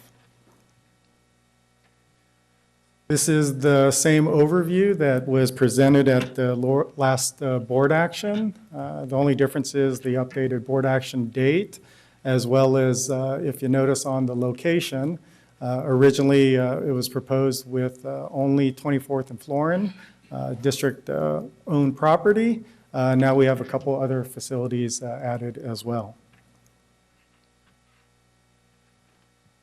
The charter review team remains the same. And as this is our 6th petition in the course of 4 months, we're very well versed as a group now. Our driving governance is Ed Code 47605. And the criteria to deny, the governing board may not deny a petition unless it makes written factual findings, of which the 6 are listed below. Of the 6 listed findings from the previous slide, it is the staff's analysis and upon review of the response, that the petitioner is demonstrably unlikely to successfully implement the proposed program. And number 2, the petition does not contain reasonably comprehensive descriptions of 15 certain elements. And next we'll go on to findings number 1 and the support for that. Originally, there were 5 concerns regarding this findings number 1, of which out of the 5, 2 are no longer of the concern of the charter review team. So what has been removed is governance structure and the required signatures. The remaining 3 is still of concern to the charter review team. Regarding the findings 2, which is the reasonably comprehensive descriptions of the 15 certain elements, originally there were 6, and those are the remaining concerns. What is no longer a concern of the charter review team is the attendance alternatives. Within our analysis, we had other concerns regarding the petition. Originally, there were 4 concerns, of which the one concern that is no longer is bylaws registered by Secretary of State. It is therefore the overall staff's analysis that written factual findings support 2 of the 6 criteria to deny a petition. And with that, the governing board may deny the petition as written factual findings sets forth facts supporting 2 of the 6 criteria. Our next steps, the governing board shall either approve Resolution 2976 to approve the initial charter petition, or approve Resolution 2977 and adopt the final written findings of fact as its own to deny the initial charter petition for NorCal Trade and Tech. With that, we have a presentation from NorCal Trade and Tech, and I'm going to bring up Jacob Walker. Thank you, Superintendent and Board. As you can tell, I am not Mike Brunel. He could not be here this evening because he is sick, so I was asked to be able to speak to everybody this evening. We're going to keep this short. We've been back and forth with the charter review team and talking with everybody. And the main thing I just want to focus on is 2 things, and they're tied together. The importance of serving adults in this community. If you look at census data, that there are portions of Sac City Unified School District census tracts where over 50% of the adults, 25 years in age and older, do not have a high school diploma. Most places have around 25%. That's a huge number of adults. These are your parents. These are the students that we can serve to be able to help them get a high school diploma. That makes a huge difference for their children. And that's your other students. I think it's great you are investing time and energy into improving the graduation rate. But everybody who's out of there already needs support. This is also important because one thing that's you probably want to know is, are we going to be financially viable? Is the school going to be financially viable? Well, that all depends upon attendance. That's how schools of any sort, a charter school, gets paid. And there is more than enough students to be served by NorCal Trade and Tech, as well as the other educational services that might be in Sac City Unified. I am here to answer specific questions. We also have Carl Yoder to be able to answer any questions that you may have. But I think we've probably been back and forth quite a bit on these things. Thank you. Before we take comments from the dais, are there any public comments? There's one public comment from Ian Arnold.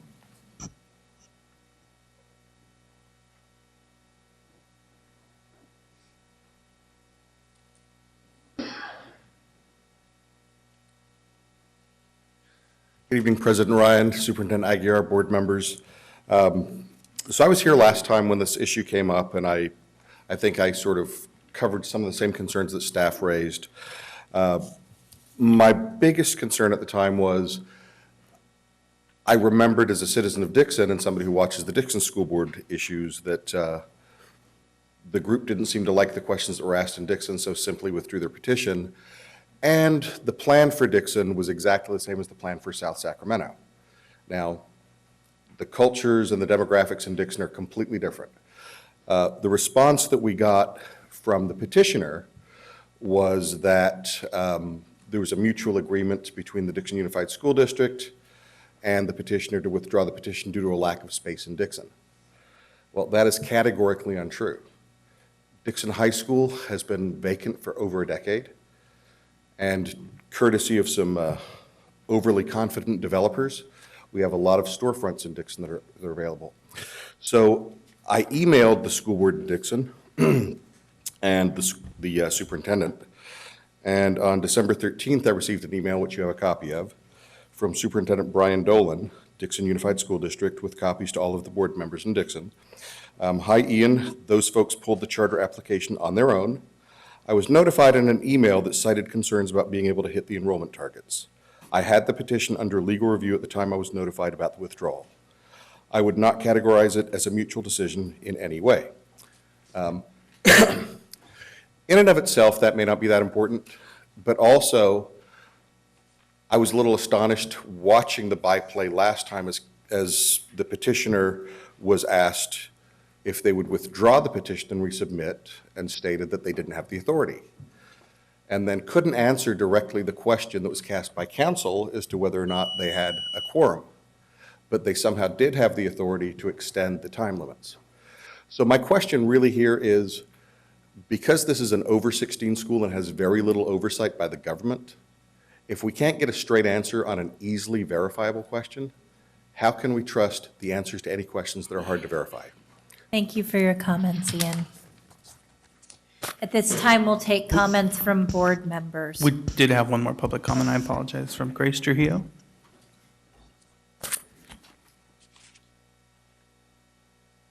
Good evening, members of the board.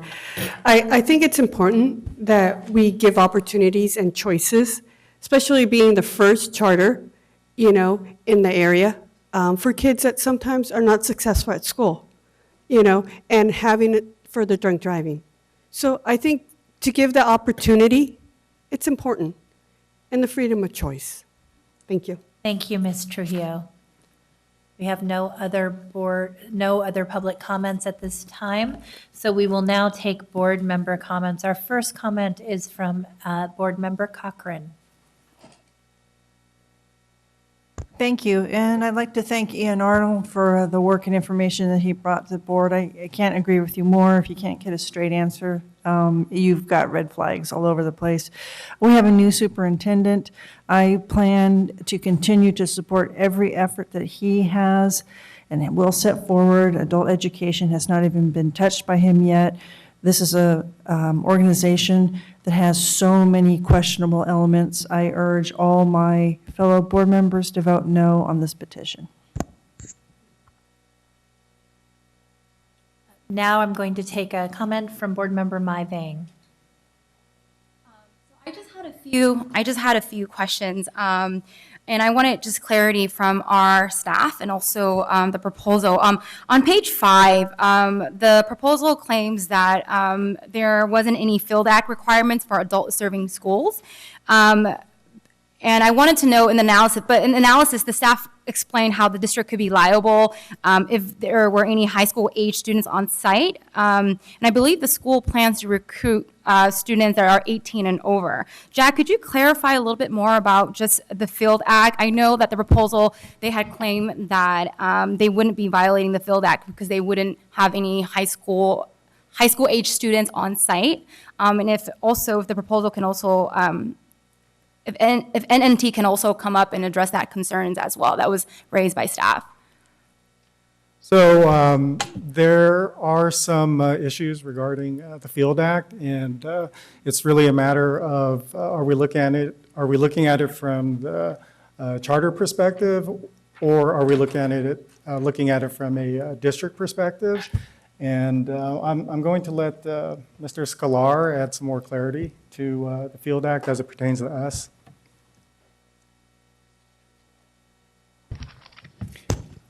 Really good question in regard to the Field Act. So charter schools are exempt from the Field Act.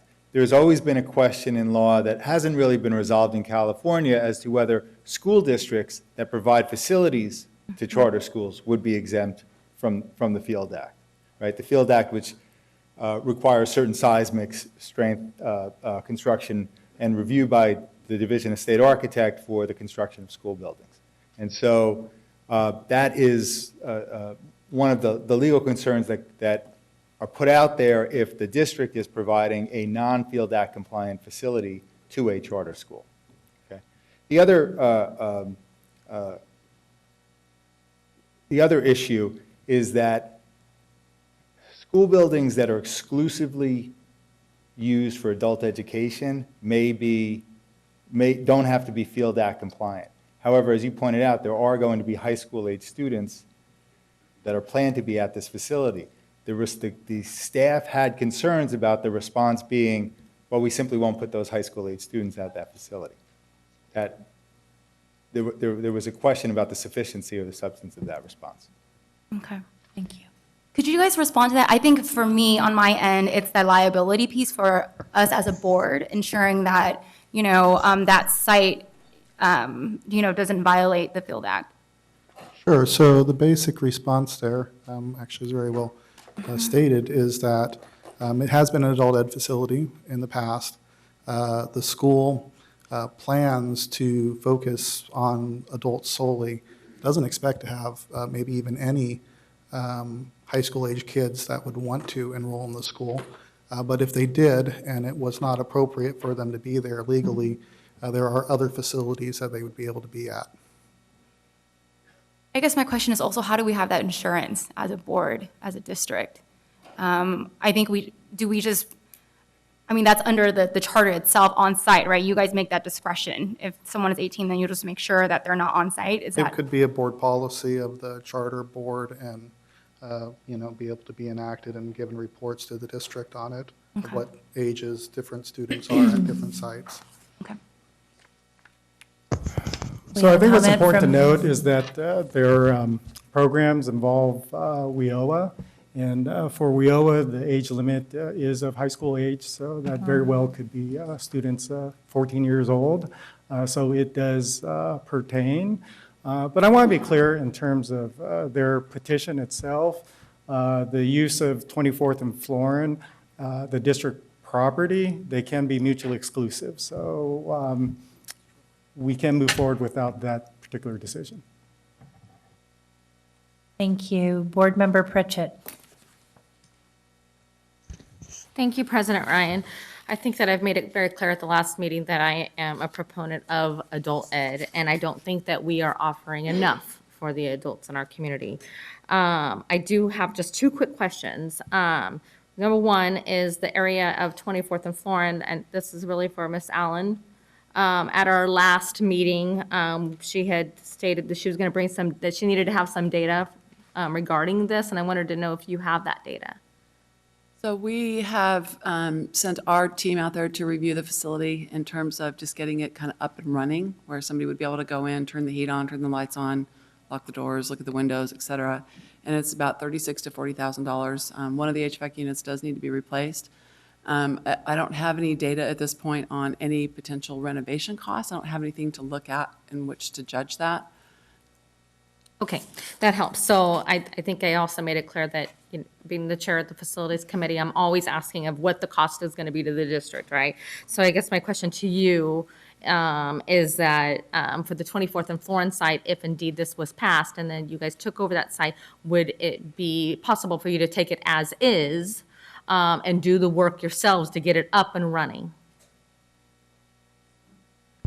So as I understand it from the board of Success Skills for NorCal Trade and Tech, they are very willing to be able to take on any amount as long as it's with reason. And if it wasn't, then we'd say, well, 24th and Florence, it's not an appropriate site for us. Okay, and that could potentially drawn out into the contract, correct? Absolutely. And again, as Jack said, that's separate from the vote tonight. I do want to be very clear about this, is that what really is reasonable? I think it's important for the board to have exactitude in what is expected out of the district from a fiscal perspective. Not to belabor the point that we can make this mutually exclusive, but I would urge the board that if the vote is to approve, to set aside the facilities, so that could be negotiated separately. But I think it does behoove us to know what exactly is expected of the district versus we'll take care of reasonable costs. Sure, I appreciate that. I know with being chair of the facilities committee, when we have, like, for example, some of our closed sites that we've had people come to, that wanted to rent out, we've worked out different things with them because of the facilities and, like, for example, air conditioners or heaters and things like that that may be missing. But I want to make sure that there's not a large cost to the district, because that's been kind of my little pet peeve. Jack, this question's for you, so stay there. I want to know, and I don't think that, I think that they would be successful personally, and that's my opinion. But let's just say that they move in, they open their doors, and they're not successful. What is the cost to the district? Well, it depends on what the district is committed to contract-wise in terms of the facility itself, what has actually been started. Outside of that, I do not know. I mentioned before that statute is clear that if the charter department is providing appropriate oversight, that we are not liable. But if it's a 3-month time span and they don't have the enrollment that they're projecting, who's to deem whether we did an appropriate job or not in 3 months? Sure, and I appreciate your work on this. I really do. I want to tell you that. And I know it's not the typical charter K through 12 that we're reviewing, so it's just slightly different. Thank you. Board Member Minnick.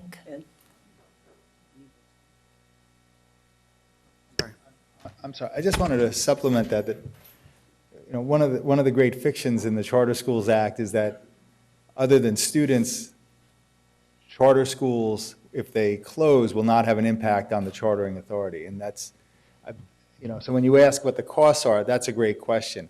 I deal with a lot of charter school or districts that are dealing with the fallout of closed charter schools.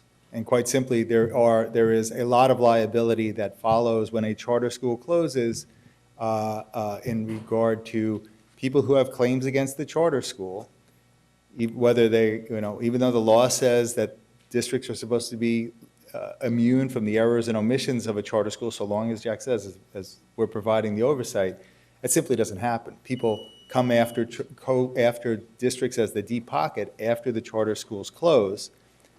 PERB and CalSTRS, or CalSTRS employer contributions, CalPERS employer contributions, just claim it's the contractors, and the district winds up on the end of having people coming after the district for the charter schools' errors and omissions and debts. Board Member Minnick? Oh, okay.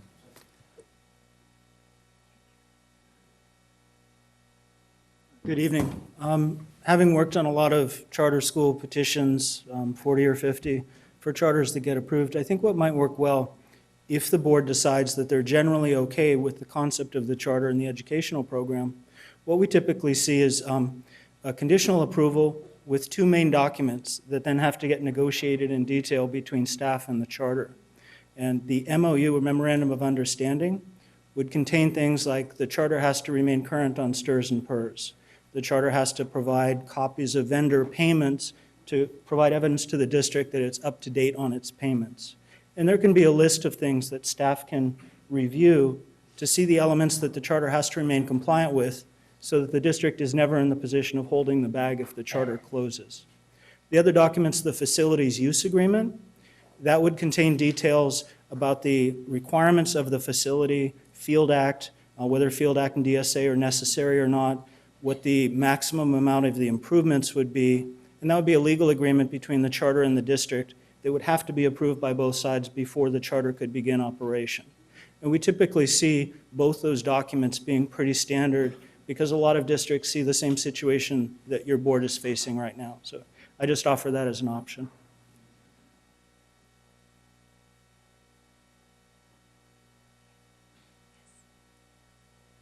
Thank you. So not to belabor this, but I'm still a little confused by from Member Vang's question regarding page 5 and the high school age student in the Field Act. I understand the Field Act. I guess my question is how we are defining a high school age student, and because my fear, at least I have several questions, but like my fear with that is that, you know, we're looking at a program that is essentially entirely an adult ed program, but you said in the office's summary this concern about if there's the presence of a high school student and how that affects a Field Act. So can you explain to me how we define a high school age student and what that means in terms of ways that our petitioners could prevent there being, you know, a situation like this where an accidental, incorrectly assigned student? In statute, it's very clear about K through 12 students as a charter.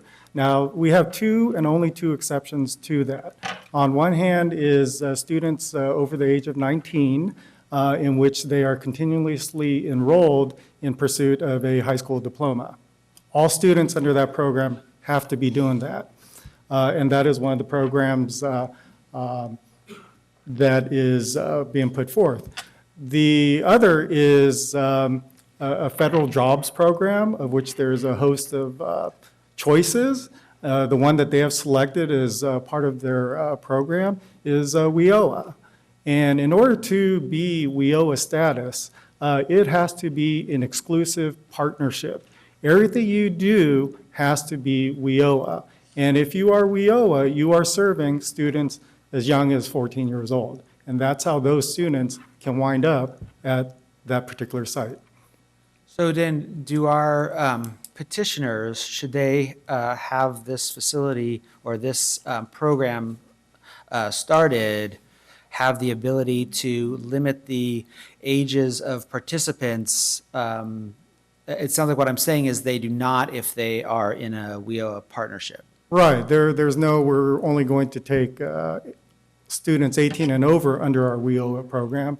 You're taking any student that applies to NorCal Trade at that charter school, they are eligible.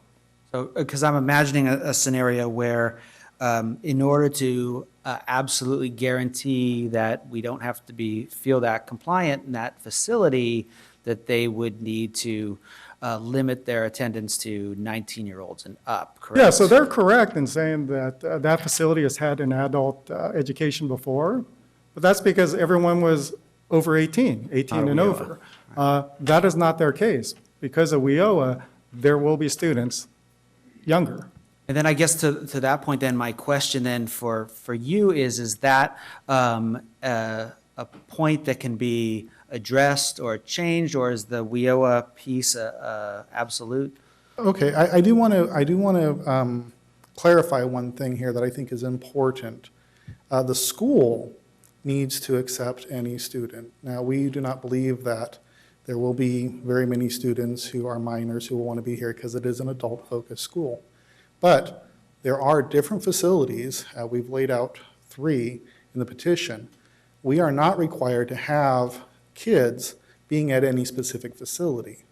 So if we can have a board policy of the charter board that says that there will be no kids at 24th and Florin.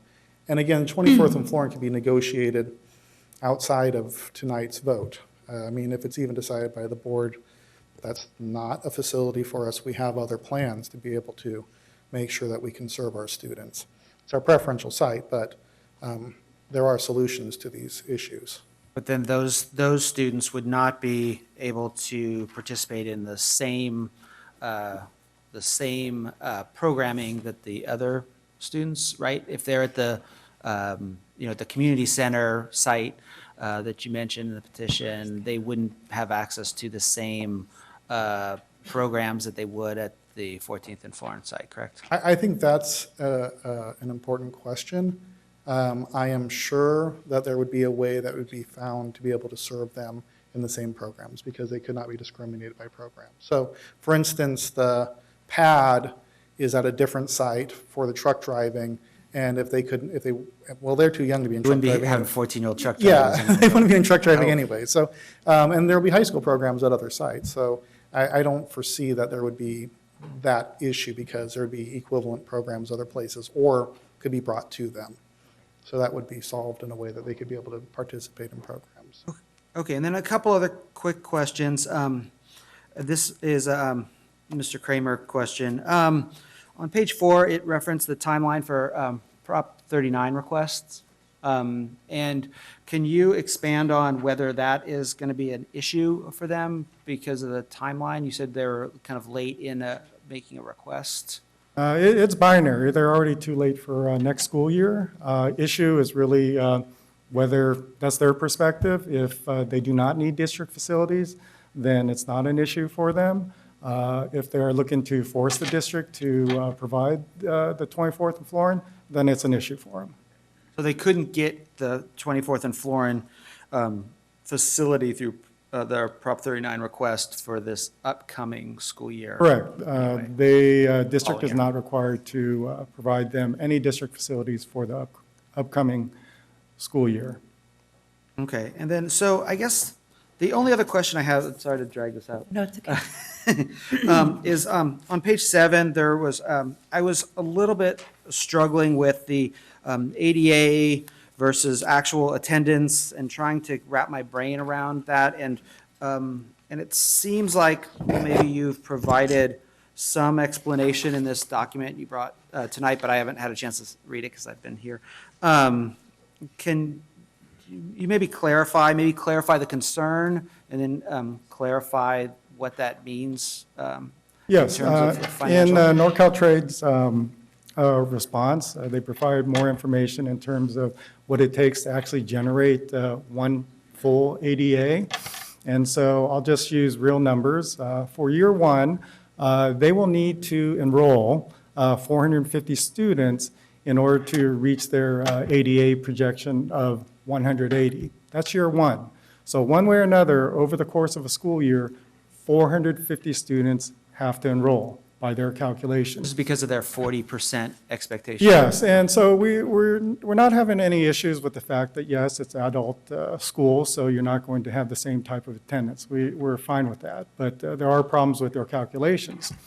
Now, if you look at year 5, what that comes out to is 2,500 students are going to need to enroll in year 5 in order to meet their ADA of 900.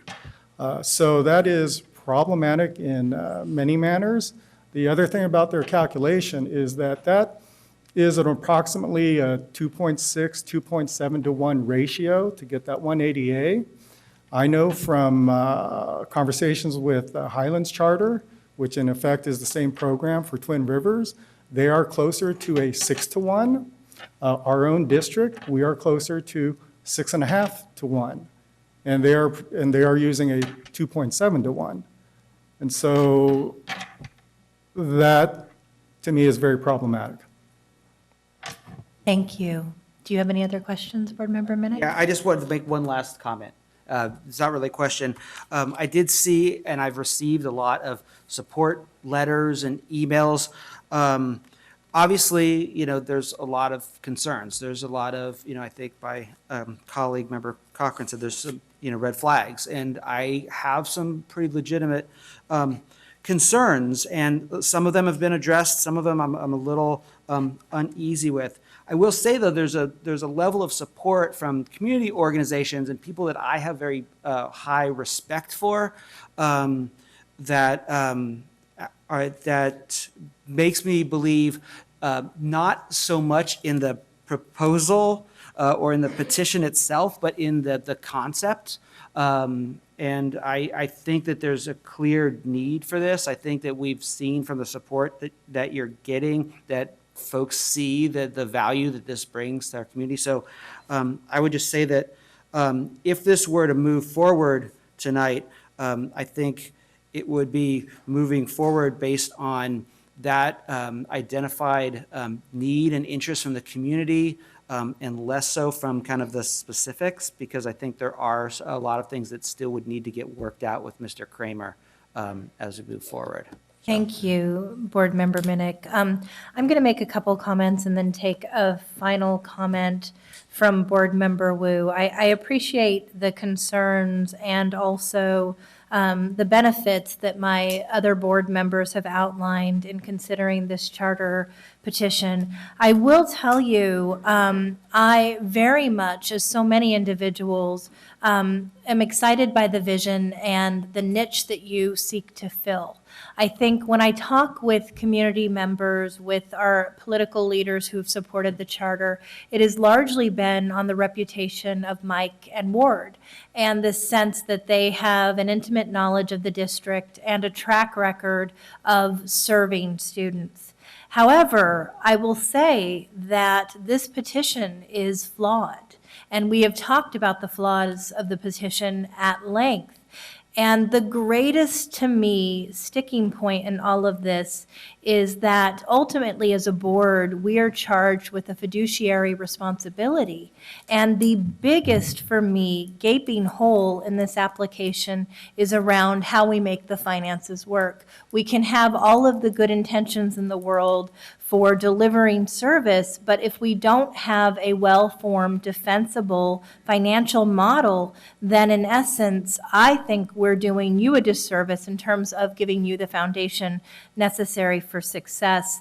When I look at some of the staff analysis and do a comparison side by side to the NorCal Tech response on the financial outlook, what we're seeing is that there are a lot of assumptions here, which once again make me very uncomfortable. An assumption that there is a 5-year, $250,000 state revolving fund loan. And if that fund loan, does not materialize, we see that the charter petitioner is immediately indebted. We also know that there is staffing that is articulated that's absolutely necessary, but the adequate resourcing for the petitions, for the staffing positions outlined, have not necessarily been budgeted for. There is some talk of alternative financing, and yet even in speaking with some of the individuals who are most supportive of the application, people and individuals that would be sources of alternative financing have not been exhausted in bringing forth the petition. And so one of the things that I just wonder, and taking all of this to account, is when I met with Ward and Mike, one of the things we talked about was developing a proposal over a course of a year and bringing it before us. And then it came before us fairly quickly, in an expedited fashion. And I think that the petition reflects that. And so, once again, I think we want the vision in the school to be successful, but if it requires an extra 9 months to have a defensible budget with all of the backing necessary to ensure that we don't find ourselves in a predicament from which we can't recover, which hurts students and families in the end, then, I would hope that that additional work would be done. And I'm still wrestling with where do we go when the vision and the need doesn't necessarily line up with the ability to execute. And that is, for me, very challenging in making this decision. Board Member Pritchett, or Board Member Wu. Thank you, President Ryan. So I too am concerned about adequate and full funding. I do have some questions related to that. It's too late for Prop 39, but it is not too late to, as a separate agreement with this district, to take 24th and Florent as is, and you figure out how to pay for it.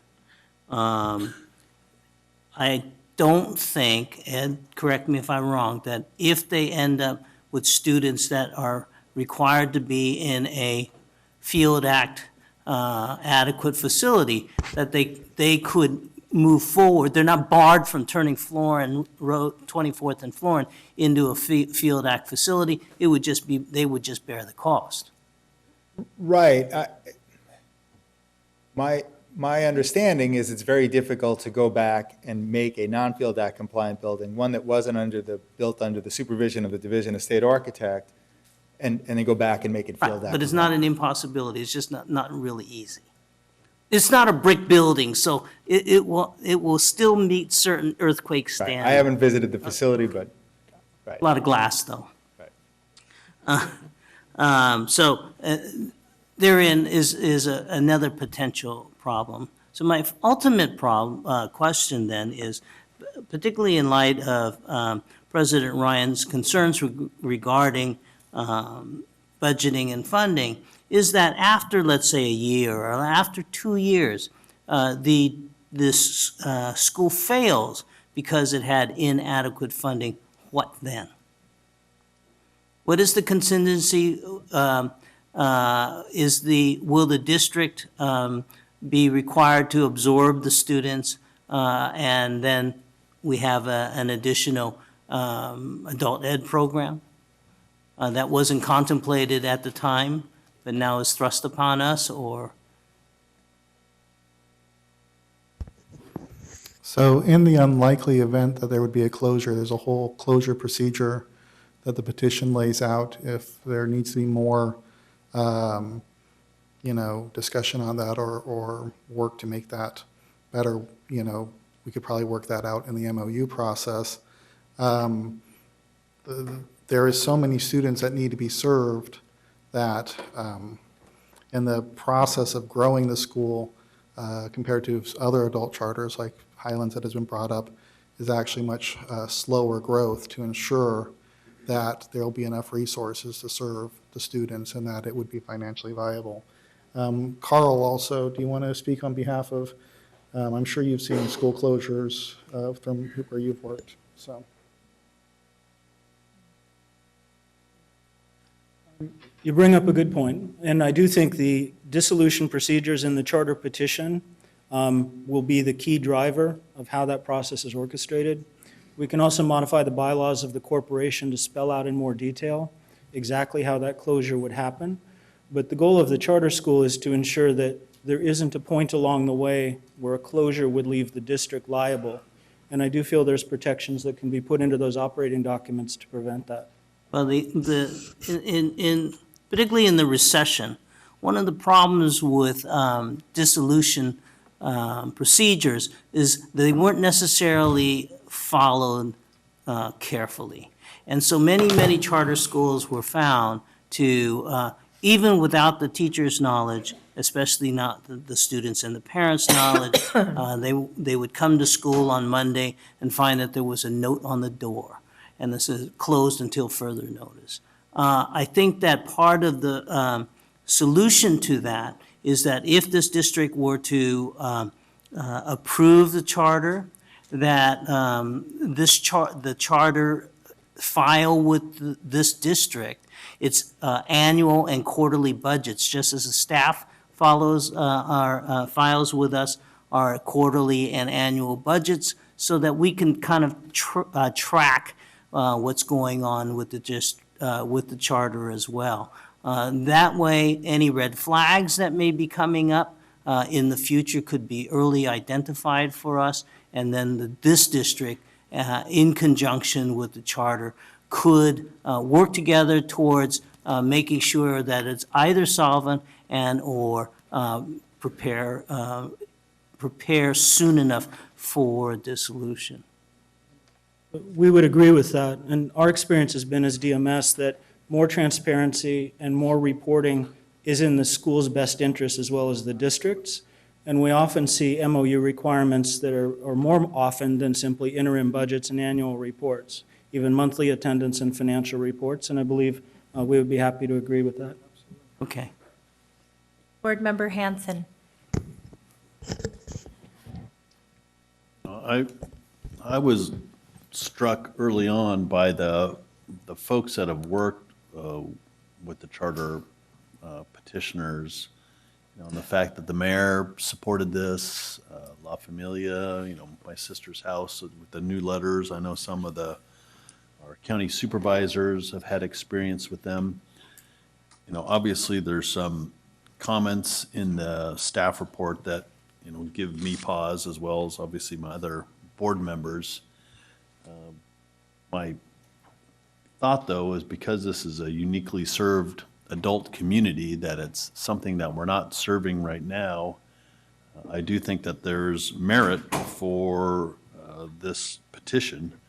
I would be, a lot more comfortable, I think, like Member Wu, if there was the greater financial accountability, so we could take a look and see what's happening in that situation to make sure that there's, full transparency, just like our budget documents on accountability is very, very transparent. And additionally, looking at the potential use of the Florin facility, which was an adult school at one time serving hundreds and hundreds of people, that's now sitting vacant and has been vacant for, a decade or a long time. That it would be better used if we were actually educating people and doing something for folks in the community. And then if, we had the protections that Member Pritchett mentioned, so the district is not on the hook for doing the improvements there. So there would have to be some financial work that would have to be done by the petitioner just to be able to get to the opening piece. And I think if you're able to get to that day when you can start serving, the adult community, you'll have proved a lot of the financials capacity of the petition. So just my comments. I would like to quickly alleviate fiscal reporting concerns of the board. To Mr. Castillo's credit, the charter department works closely to ensure that all of our charters submit their statutory required fiscal information, which includes their ADA reporting, their audited and unaudited financials. And we have a mechanism where it is on a very consistent scheduled basis. So the reporting structure is already, in fact, there and working extremely well. Do we have any other board member comments? Board Member Vang. So I just want to say a few comments. 24th and Florin is in my area in South Sacramento on Florin Road. And, I've spoken to many community organizations in that area, families and students, neighborhood associations, and even businesses because it's on a business corridor. And overall, everyone is very supportive of the proposal and the vision. But I am concerned about some of the issues that was raised by the staff report. Myself, I think for me, as someone who grew up in South Sac, and even now living there, and I drive by Florin and I see a vacant building, I think it's really sad for our community. And for me, I really want to see that space reactivated, right? That's really important for our community. I think as a board, we understand that there's a need in that area. I also, I hear Trustee Cochran as well. And I just actually wanted to just ask our superintendent a few questions. Have you had a chance to review our current adult schools? I've scheduled a working session to understand what it is that we are offering at our adult school. This is just part of my own philosophy around engaging in working and learning sessions around all of the programs that we offer. And specifically, I'm very interested in understanding the level and depth of alignment of our adult school program offerings to, for example, our community college programs, whether they be short-term certification or programs that might be perceived more as vocational programs, but certainly that there is a degree of alignment that I'm satisfied with, and that will be part of what I will be interested in understanding about our current offerings. Okay. I think for me, where I'm really conflicted is that I see that there's a need, and I see that the proposal that's coming forward can address that. At the same time, our superintendent really has not had a chance to really take a look at our adult charter, our adult school, and for me, I feel like we can improve our adult programs. If we aren't providing those resources, we need to do a better job as a district, right? There are certain adults in our district that, because it seems like we're getting a lot of community support from nonprofit organization, from many folks in the community that this is what we need to provide. I would be comfortable, if with the direction to the superintendent, if this is something he would explore. I think for me personally, I would love to see our 24th and Florin be reactivated. And I know there's a need in that area for this kind of support. And so if we as a board take a direction that this is something that the community is asking for and the district wants to take our adult school in that direction, I would feel comfortable in basically adopting the resolution to deny this petition, given the fact that we give the superintendent direction to explore what we could do as a district and to add on to our current adult school programming. Is that a motion? With the direction to the superintendent, yeah. Board Member Cochran. Can you just restate that, please, President, before we do any voting? I will try to restate what Board Member Vang said. So Board Member Vang, after asking the superintendent the question about kind of the assessment he was doing on the breadth of offerings for adult school within the Sac City Unified School District, said that she is comfortable if the superintendent is exploring the options and the ability for the district to fill a needed niche that the community is asking for, that we would move forth with denying the charter petition. That is correct. So we have a motion to approve Resolution 2977 and a second. That is the denial of the NorCal Trade and Tech charter petition.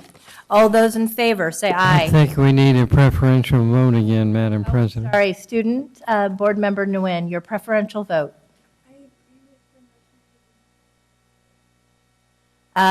We have a yes in denying the charter resolution to deny the petition. All those in favor, say aye.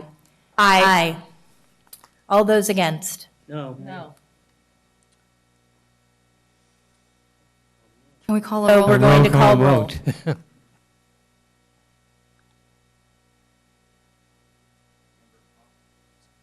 Member Cochran.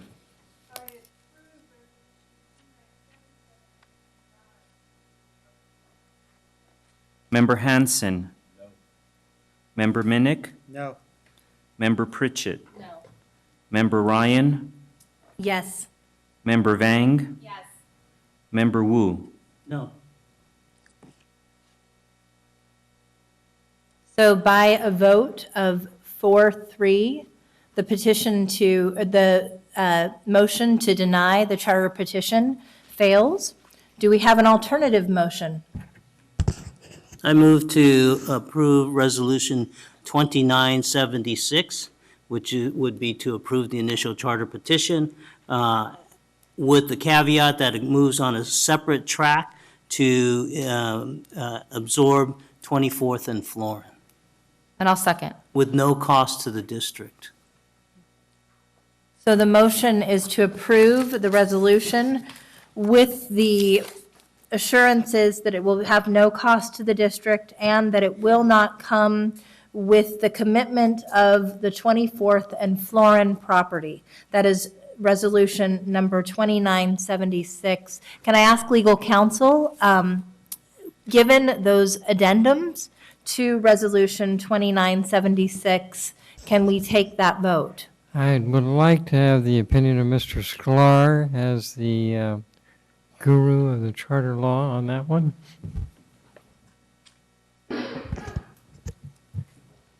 That's a heck of a condition to put on, but yeah, we can, the move to adopt that resolution 2976 with the conditions that the district will have no cost for the provision of the facility at 24th and Florin?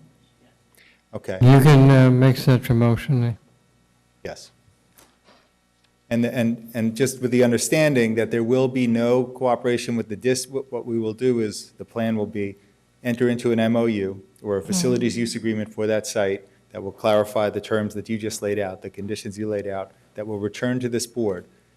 District staff will not move forward to sign any documentation or get the superintendent's certification to move forward with a charter school number or any CDS number so that this charter school be funded until we have a signed facilities use agreement stating, satisfying those conditions. Okay, thank you. So we're going to go ahead and call for a vote on resolution 2976 to approve the petition with the conditions stated by board member Wu. Member Cochran? We need a preferential vote. Sarah, your preferential vote. Our board member, our student board member Nguyen abstains. Member Cochran? Member Hansen? Yes. Member Minnick? Yes. Member Pritchett? Yes. Member Ryan? No. Member Vang? No. Member Wu? Yes. With a vote of 4-3, the board motion to approve Charter 2976 passes.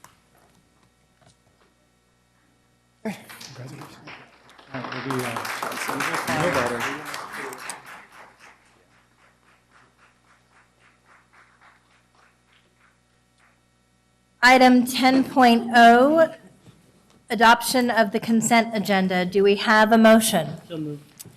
We have one correction on the consent calendar. The specific item, 10.1G, to strike expulsion number 10. I think that would be the motion, and therefore the staff recommendation for expulsion 11 would remain. Move the consent. I move the consent with that correction. Second. Board member Nguyen, what is your vote on the open session items contained within the consent agenda?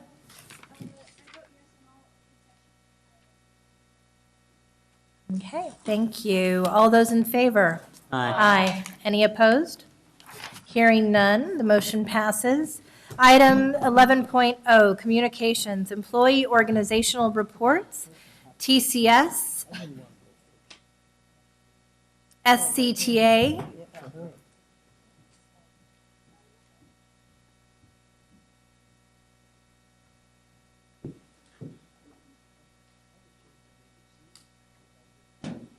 Good evening, Happy New Year. I'm David Fisher, President of the Sacramento City Teachers Association.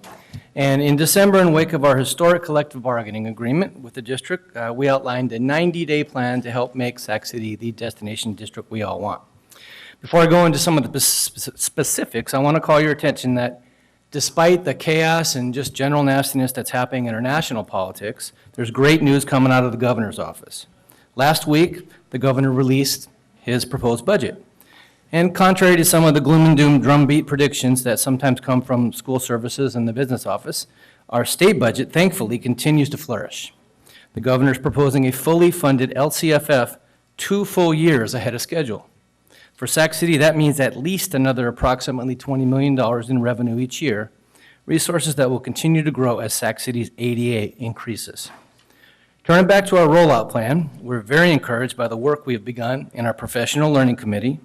Our goal is to jointly create a comprehensive, responsive, and teacher-driven professional learning environment that meets the immediate needs of students and the aspirational goals of all Sac City educators. Secondly, we are extremely proud that later next month, educators will be selecting a long overdue ELA, ELD curriculum after a successful piloting this fall and currently happening this winter. This much-needed curriculum is a direct result of the work that originated in our joint Student Progress Monitoring Committee. Finally, for tonight, we wanted to acknowledge the strong foundational work that has been occurring around educator recruitment. Our new salary schedule, coupled with our excellent benefits, will go a long way in surmounting unnecessary impediments to recruiting and retaining highly qualified educators who reflect the diversity of our district.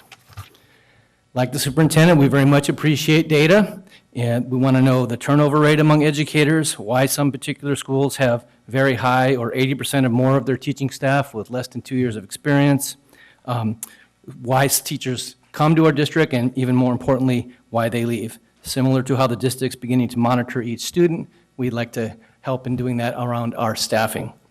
While we remain concerned that even today, Sac City still has more than 60 vacancies among certificated staff, for the first time in a long time, we are encouraged that there is a developing and we hope comprehensive plan to ensure that every Sac City student has a fully credentialed teacher who reflects the diversity of our district. Thank you. Thank you. SEIU.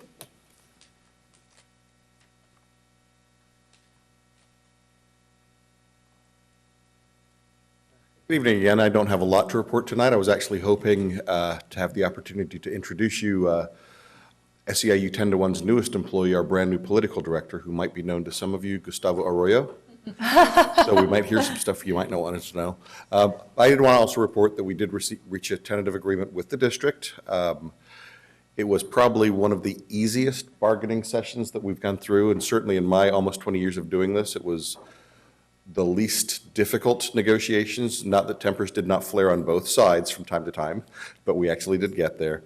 And finally, I wanted to report to the board that after a significant amount of time over the break, the last of the buses that we worked on so long ago finally made it to Haiti. Yay. So the Haitian orphans are riding to school in some comfort. Thank you. Thank you so much, Ian. We love seeing the pictures from the flight of the buses on their journey to Haiti. Teamsters. Okay, looks like we have no representative from the Teamster seat tonight. UPE. Board Member, President Ryan, members of the board, Superintendent Aguilar. My name is Richard Owen, Executive Director of UPE. As you know, UPE rarely speaks at the board because we feel as though we accomplished much working through district channels, and that has worked very well for us. And we see no need to speak just because we can. Tonight is different, however, and we feel compelled to speak on a subject that is difficult yet required given the severity of the issue before us. Our UPE board voted unanimously that it wanted this presented to you this evening. I'm joined tonight by many members of our board and members of UPE in the back. We're also joined by Mr. Arnold from SEIU in this presentation. Over the last several years, this board, as well as several previous superintendents, have ignored or failed to properly address the bullying, intimidation, and name-calling and downright disrespect that some individuals within SCTA leadership has engaged in with our members, as well as district office staff and other unrepresented staff. We have a district policy on bullying, which you talked about tonight, but do we have a district policy about bullying as it pertains to adults? We acknowledge that it's difficult at best to legislate responsible adult behavior, and we are aware that the Superintendent Aguilar and the board are considering a policy that addresses this issue. But what if district employees are the recipients of such behavior? What if it involves homophobic, racially charged, and misogynist language? Does the district have the responsibility to intervene or be held accountable for such discriminatory words and deeds? We believe that there is a liability assigned to the bullies in the district, and not addressing these issues is a fatal mistake on your part.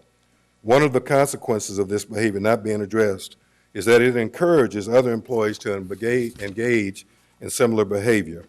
Why not? It's working, right? This has gone on for too long, and recent incidents at some of our schools and within the district require your immediate attention. or individual UPE members will be left with no reason other than to file complaints with various state and federal agencies. By way of example, we've had an incident recently at a school where the principal was threatened, an African-American principal. He was also told that he's going to be fired in front of the rest of the staff, just like the previous principal was fired. This principal also experienced racial remarks relative to the vice principal being his master and a slave relationship. We also heard comments about this person, what about you coloreds? That is total unacceptable behavior and must be rejected at all levels by this board and everybody in this community. Your silence on this issue, or anybody's silence on this issue, is complicity as far as we're concerned. Furthermore, we will have no choice but to expose this behavior to the broader community if we cannot come to some kind of agreements. It also begs the question about, is there a need to review the parameters of shared decision-making? And I beg your difference to finish my remarks. Parameters of shared decision-making. Is it advancing the cause of closing the achievement gap or student achievement in general? Is there a need to require advanced training on this issue for shared decision-making teams so they can be clear about what their role and their purpose is? In this political climate, we are witnessing grown folks not having the courage of their convictions to challenge the powers that be when these outrageous statements are cowering because of fear. We find it unacceptable and morally unfeasible to allow this behavior to continue. And I will cut these remarks down because I think the board has seen some of them. We want to be crystal clear that we are not suggesting that teachers in general are exhibiting these behaviors. We know that teachers are honorable people and are indispensable if we are to succeed. We are overjoyed that they have a new contract and believe that they deserve even more. But let us also be crystal clear that some individuals within the leadership structure have a history of this kind of bullying and believe in an old and outdated industrial-style approach within our educational community that has created unnecessary adversarial relationships. We're on the heels of Dr. King's birthday celebration. He made a point of telling us that we must all learn to live together as brothers, all perish as fools. He also said that we may have all arrived here on different boats, but we're in the same boat now. So let us be reminded that we are working in a complex ecosystem called public education that has many different species in it, to use an ecological metaphor. We have board members, superintendents, teachers, union leaders, and so forth. When one species begins to prey on another species, we have environmental turbulence. In our system, we refer to it as organizational turbulence. We are asking this board and superintendent to ensure that we have a balanced and productive ecosystem in our district where we all win. We are not enemies. Let me repeat, we are not enemies, but necessary and vital partners in this great and honorable profession. And I'm wrapping up. Thank you. We should note that one cannot win by only paying attention to their own species. It is widely known in science that if you tug on anything in the universe, you will discover that everything is inextricably connected, and so are we. There will always be disagreements about legitimate contract issues, but we must have established protocols and norms about how we behave in those settings. This board cannot be silent on this issue in the name of strategic thinking or anything else. You should not and cannot expect that our members will stand for any abuse, any more bullying, intimidation tactics. We're willing to work with anybody, but that is totally unacceptable. Lastly, in the meantime, if this behavior continues, we are recommending to our members to respectfully cancel that meeting until another meeting can be rescheduled where we can all behave in a normal manner. Thank you very much. Thank you, Mr. Owens. We appreciate your comments tonight, and we take the allegations that you've shared very seriously.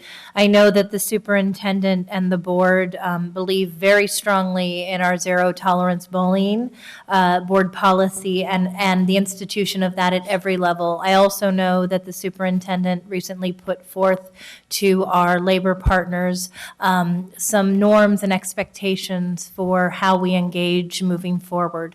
So I appreciate your comments this evening. It looks like we have a remark from Board Member Hanson.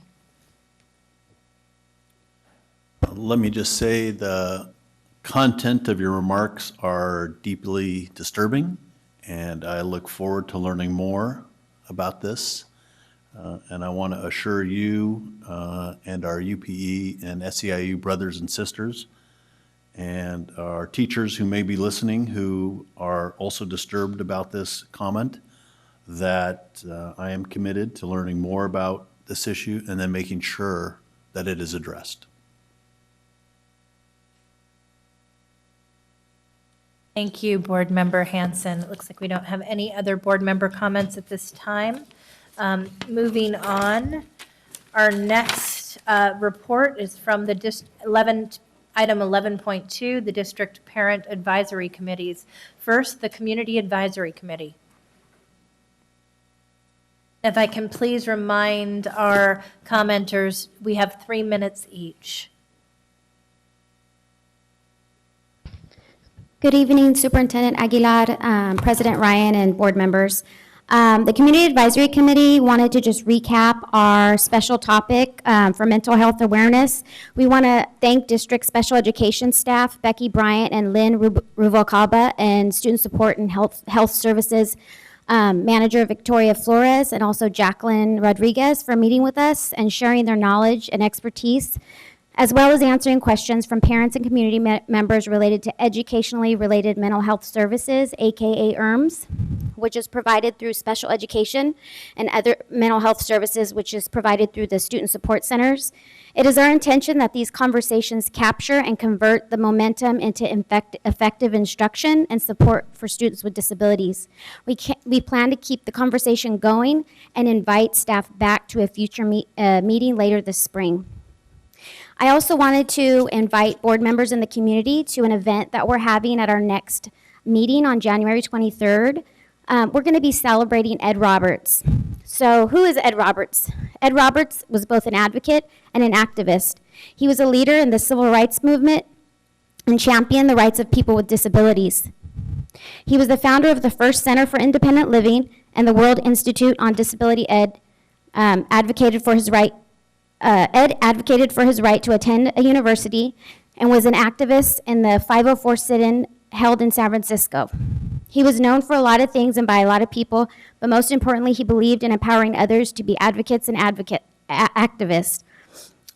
He and other disability rights leaders coined the term "nothing about us without us."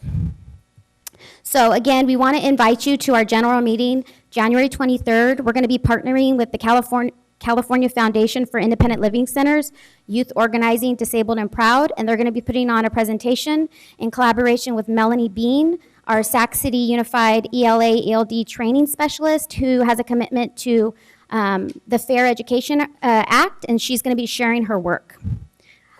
We'll distribute flyers in a second. Thank you so much, Ms. Garcia. And then the next update is about special education student inclusion. And last month, we all learned that the Appendix D was taken out of the teacher's contract.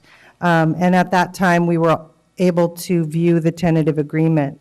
So we've done that, our executive committee, and we're eager to know how voluntary co-teaching is going to work, given that it must be voluntary. We know that the expansion of inclusive practices has been on hold, and what that is a co-teaching model between special education and general education teachers. So if co-teaching is on a volunteer basis, we want to know how this is going to impact future growth of inclusive practices, which is only currently at a small number of school sites. So that's something that we want to know if the district is going to prioritize resources to be able to provide supports for teachers and also for students so that inclusive practices can be expanded.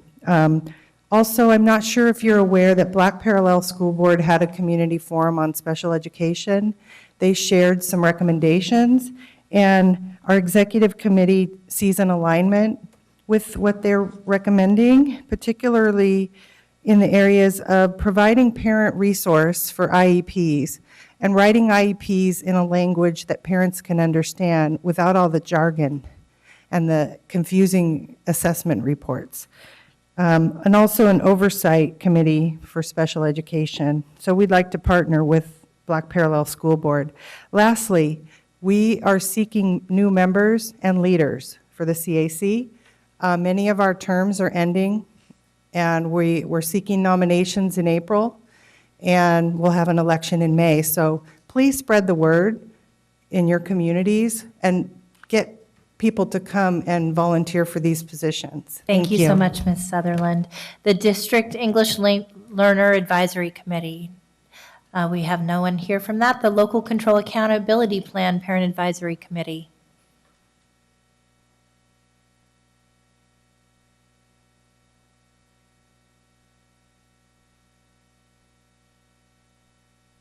Good evening, President Ryan, Superintendent Aguilar, and board members. I just want to report a few items, and I'll try and keep my comments brief and within the 3 minutes, I promise. We've met 5 times so far already this fiscal year, so we are looking forward and moving forward with all that is going on. We've done a review of how to write surveys, and we've also done a review of our prior year surveys. We also looked at the purpose of the surveys, and we've talked about identifying the needs and the priorities of our community, and also to provide feedback to the district leadership. And we have now started work on some of those survey questions because our concern is really to try to eliminate any bias in the questions themselves and really get what people intend and what they mean. We've also done a review earlier in the evening during the presentation on the LCAP.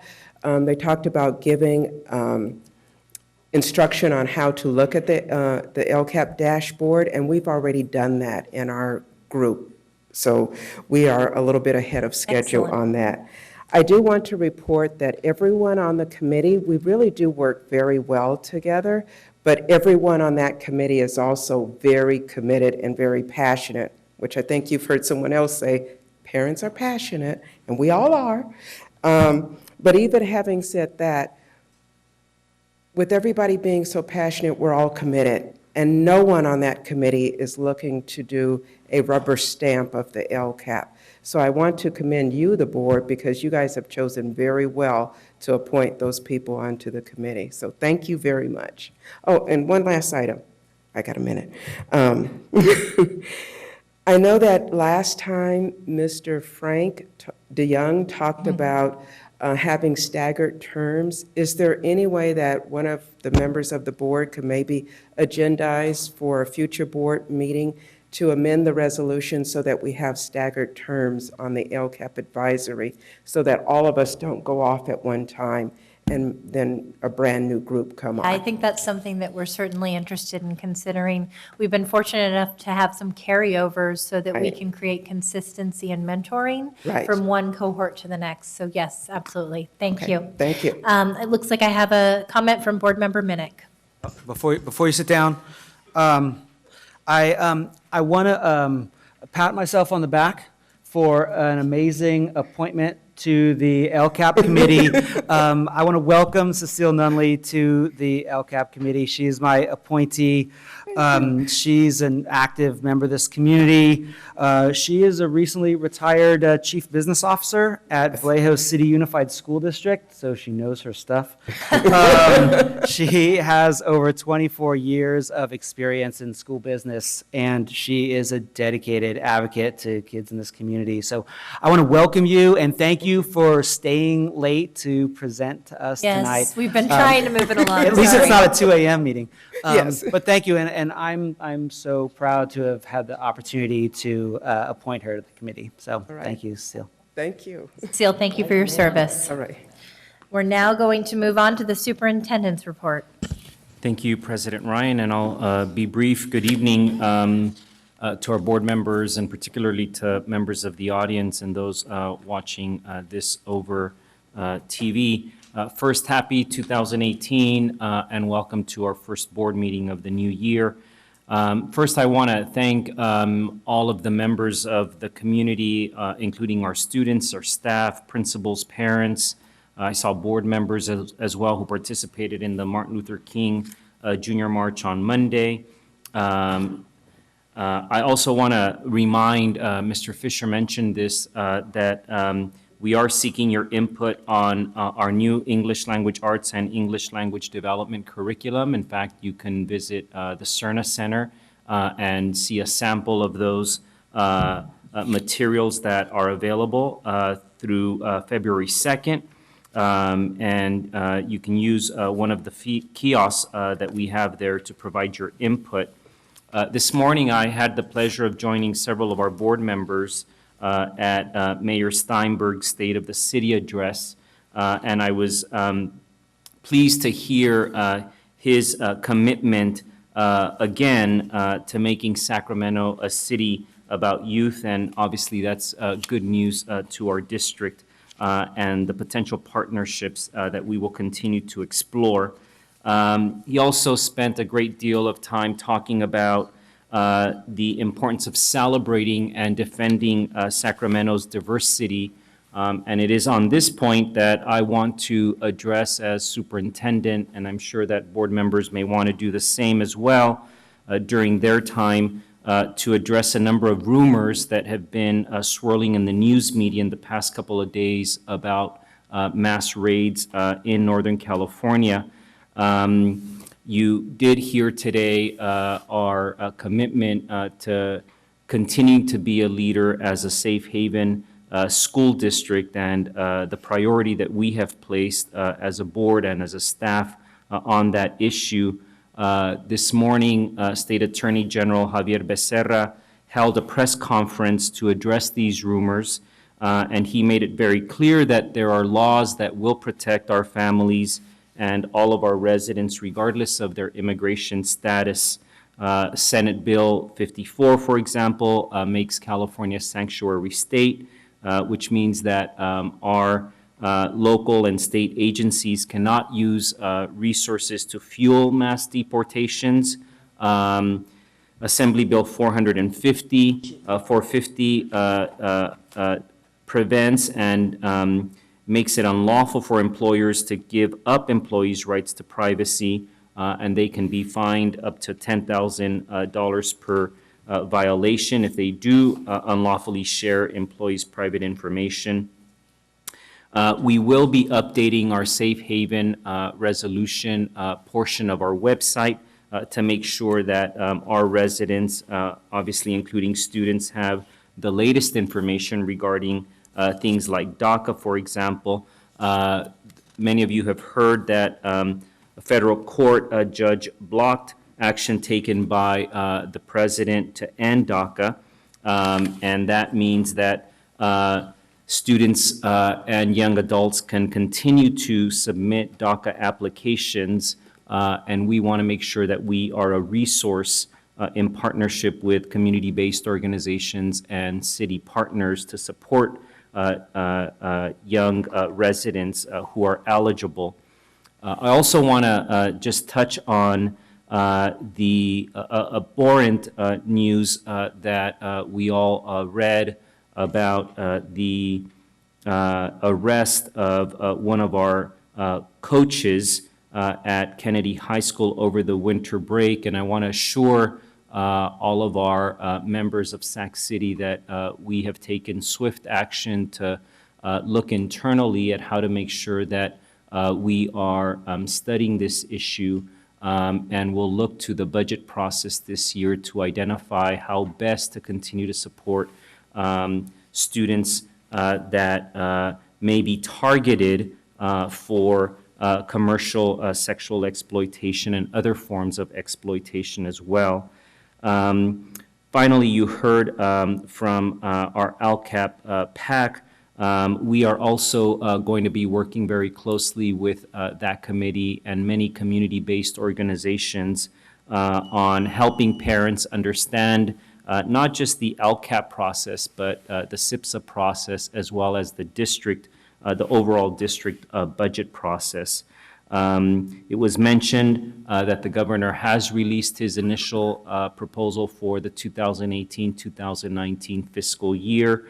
We are continuing to study the proposal and will look forward to engaging with our community and others to shape a budget that advances our principles of equity, access, and social justice.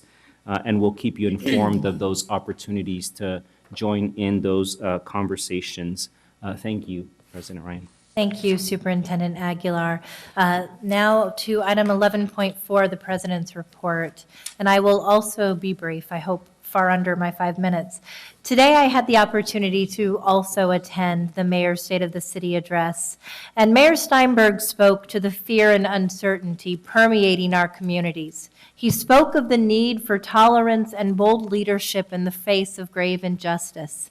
Sacramento City has pledged to be a partner at the forefront of this charge. Fortunately, as Superintendent Aguilar just pointed out, California has new laws designated to protect those who would be targeted by federal immigration raids. However, we know that to make these laws work, our most vulnerable community members need to access legal and community resources necessary to protect themselves. In the district, we recognize the legal and community support so critical to meeting the needs of students and families. And that's why I want to once again encourage our students, families, and staff to visit the district staff's Safe Haven website in order to find those resources. As the superintendent stated, we are going to continuously update that website. I know that we have so much more work to do, as Board Member Vang and others have talked about. We know that our Black students and our ONP students are feeling equally disenfranchised right now.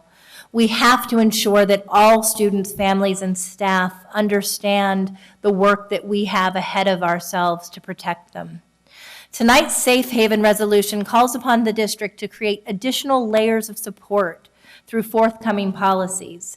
It's important to note that the intention of the board, as outlined in the language of tonight's resolution, is not only to further those protections for DACA-eligible students, but also to expand Safe Haven protections to students who have been previously marginalized within our society. I want to say to the many African-American students and ONP students who have approached us, we see you and you are a part of our Safe Haven efforts. I call upon the help of our friends, our loved ones, and our neighbors to stand strong with those students. Together, we can continue to model courageous leadership in the face of intolerable hate. And I do want to say, as we come back from the break and embrace the new year, there is a renewed energy and commitment from the Board of Education to engage in a cycle of continuous learning. We want to make our board meetings more efficient. We hope that next board meeting we end up being even more concise, cogent, and community-friendly. And with that, we are going to really work to ensure that people across the district understand things that we are doing, like allowing child care opportunities and healthy snacks to maximize community participation. We're also going to be regularly engaging in learning sessions. In fact, while many people were on the holiday break, we had our first learning session just after the new year so that we could do a deep dive into essential information on student achievement. We hear the call of community activists like Liz Guillen that we become content experts in the work that we are charged with moving forward. Thank you. Item 11.5, the student member report.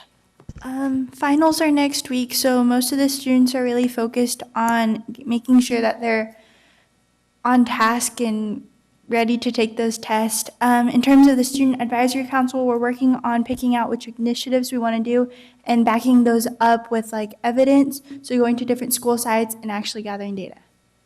Thank you. Item 11.6, information sharing by board members. And if we can reset the clock, thank you. Board Member Wu.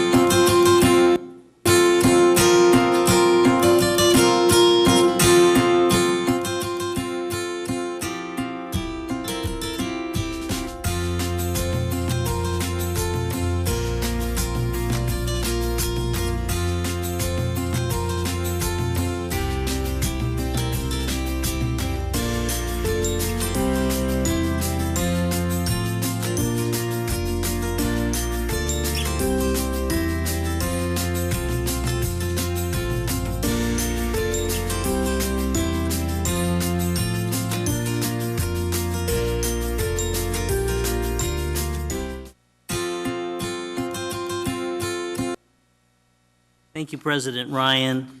As many of you know, social emotional learning has been a priority for us these last 6 years, and especially during these challenging times. SEL will be especially important to providing safe, supportive, and nurturing climates at our schools.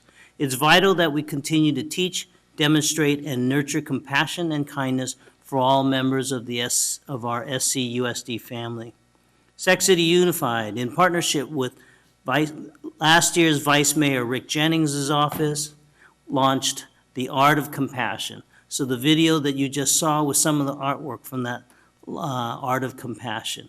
This year, we're happy to announce the launch of our annual Art of Kindness campaign during the months of February and March. To coincide with our upcoming theme of empathy in February and random acts of kindness the week of February 11 through 17, teachers are invited to teach lessons on empathy and kindness and expand on teachers' learning by challenging their students to put kindness into action. Students will be encouraged to document their acts of kindness through various visual and performance art platforms or digital media. Students are then encouraged to submit their projects for awards and showcasing opportunities at the Art of Kindness SEL Summit on April 20th, 2018, which will be open to the public here. Details will be posted on the district's SEL webpage, and all students in the district are encouraged to participate. At last year's event here, we had 337 students participating from 14 schools and a huge standing room only of 500 attendees. So to encourage equity and participation from all trustee regions, I'll be personally donating $200 to sponsor 2 board awards for my trustee area, Area 6. I challenge my colleagues on the board to do the same for their regions to encourage participation and representation from all of our schools. Thank you. Thank you, Board Member Wu. The poster's right below. Board Member Hanson. Thank you, President Ryan. Just a couple quick things. I too had the opportunity to attend the State of the City this morning. It was an excellent event and was an opportunity for us to show our support working with the city and vice versa. The mayor is very kind on education and wants to be a partner, and that was really encouraging to hear the things he had to say. And in particular, I wrote down one of his quotes was, no more dreams deferred, no one left behind. And I think that really fits in very well with the work that we're doing here at the school district. Just lastly, just a quick note, attended a really great event at Leotata Floyd commemorating the Food Literacy Center work to receive a $72,000 grant from Ralph's Grocery Store. It's going to really result in some excellent work by the continuing excellent work of the Food Literacy Center. It's a great partnership with one of our stellar local community partners and something really positive and cooperative. So I'm excited to see more of those kinds of things as the community steps up and keeps partnering with Sac City. Thank you, Board Member Hanson. We have no other board member reports. At this time, can we take brief board committee reports? We have 1 minute per committee. Do I have anyone who wishes to report back on their board committee? Board Member Pritchett. The Facilities Committee convened the new year with a new committee this last Tuesday. We're exploring the idea of putting a bond on the 2018, in 2018, I should say. And our next meeting will be held February 20th.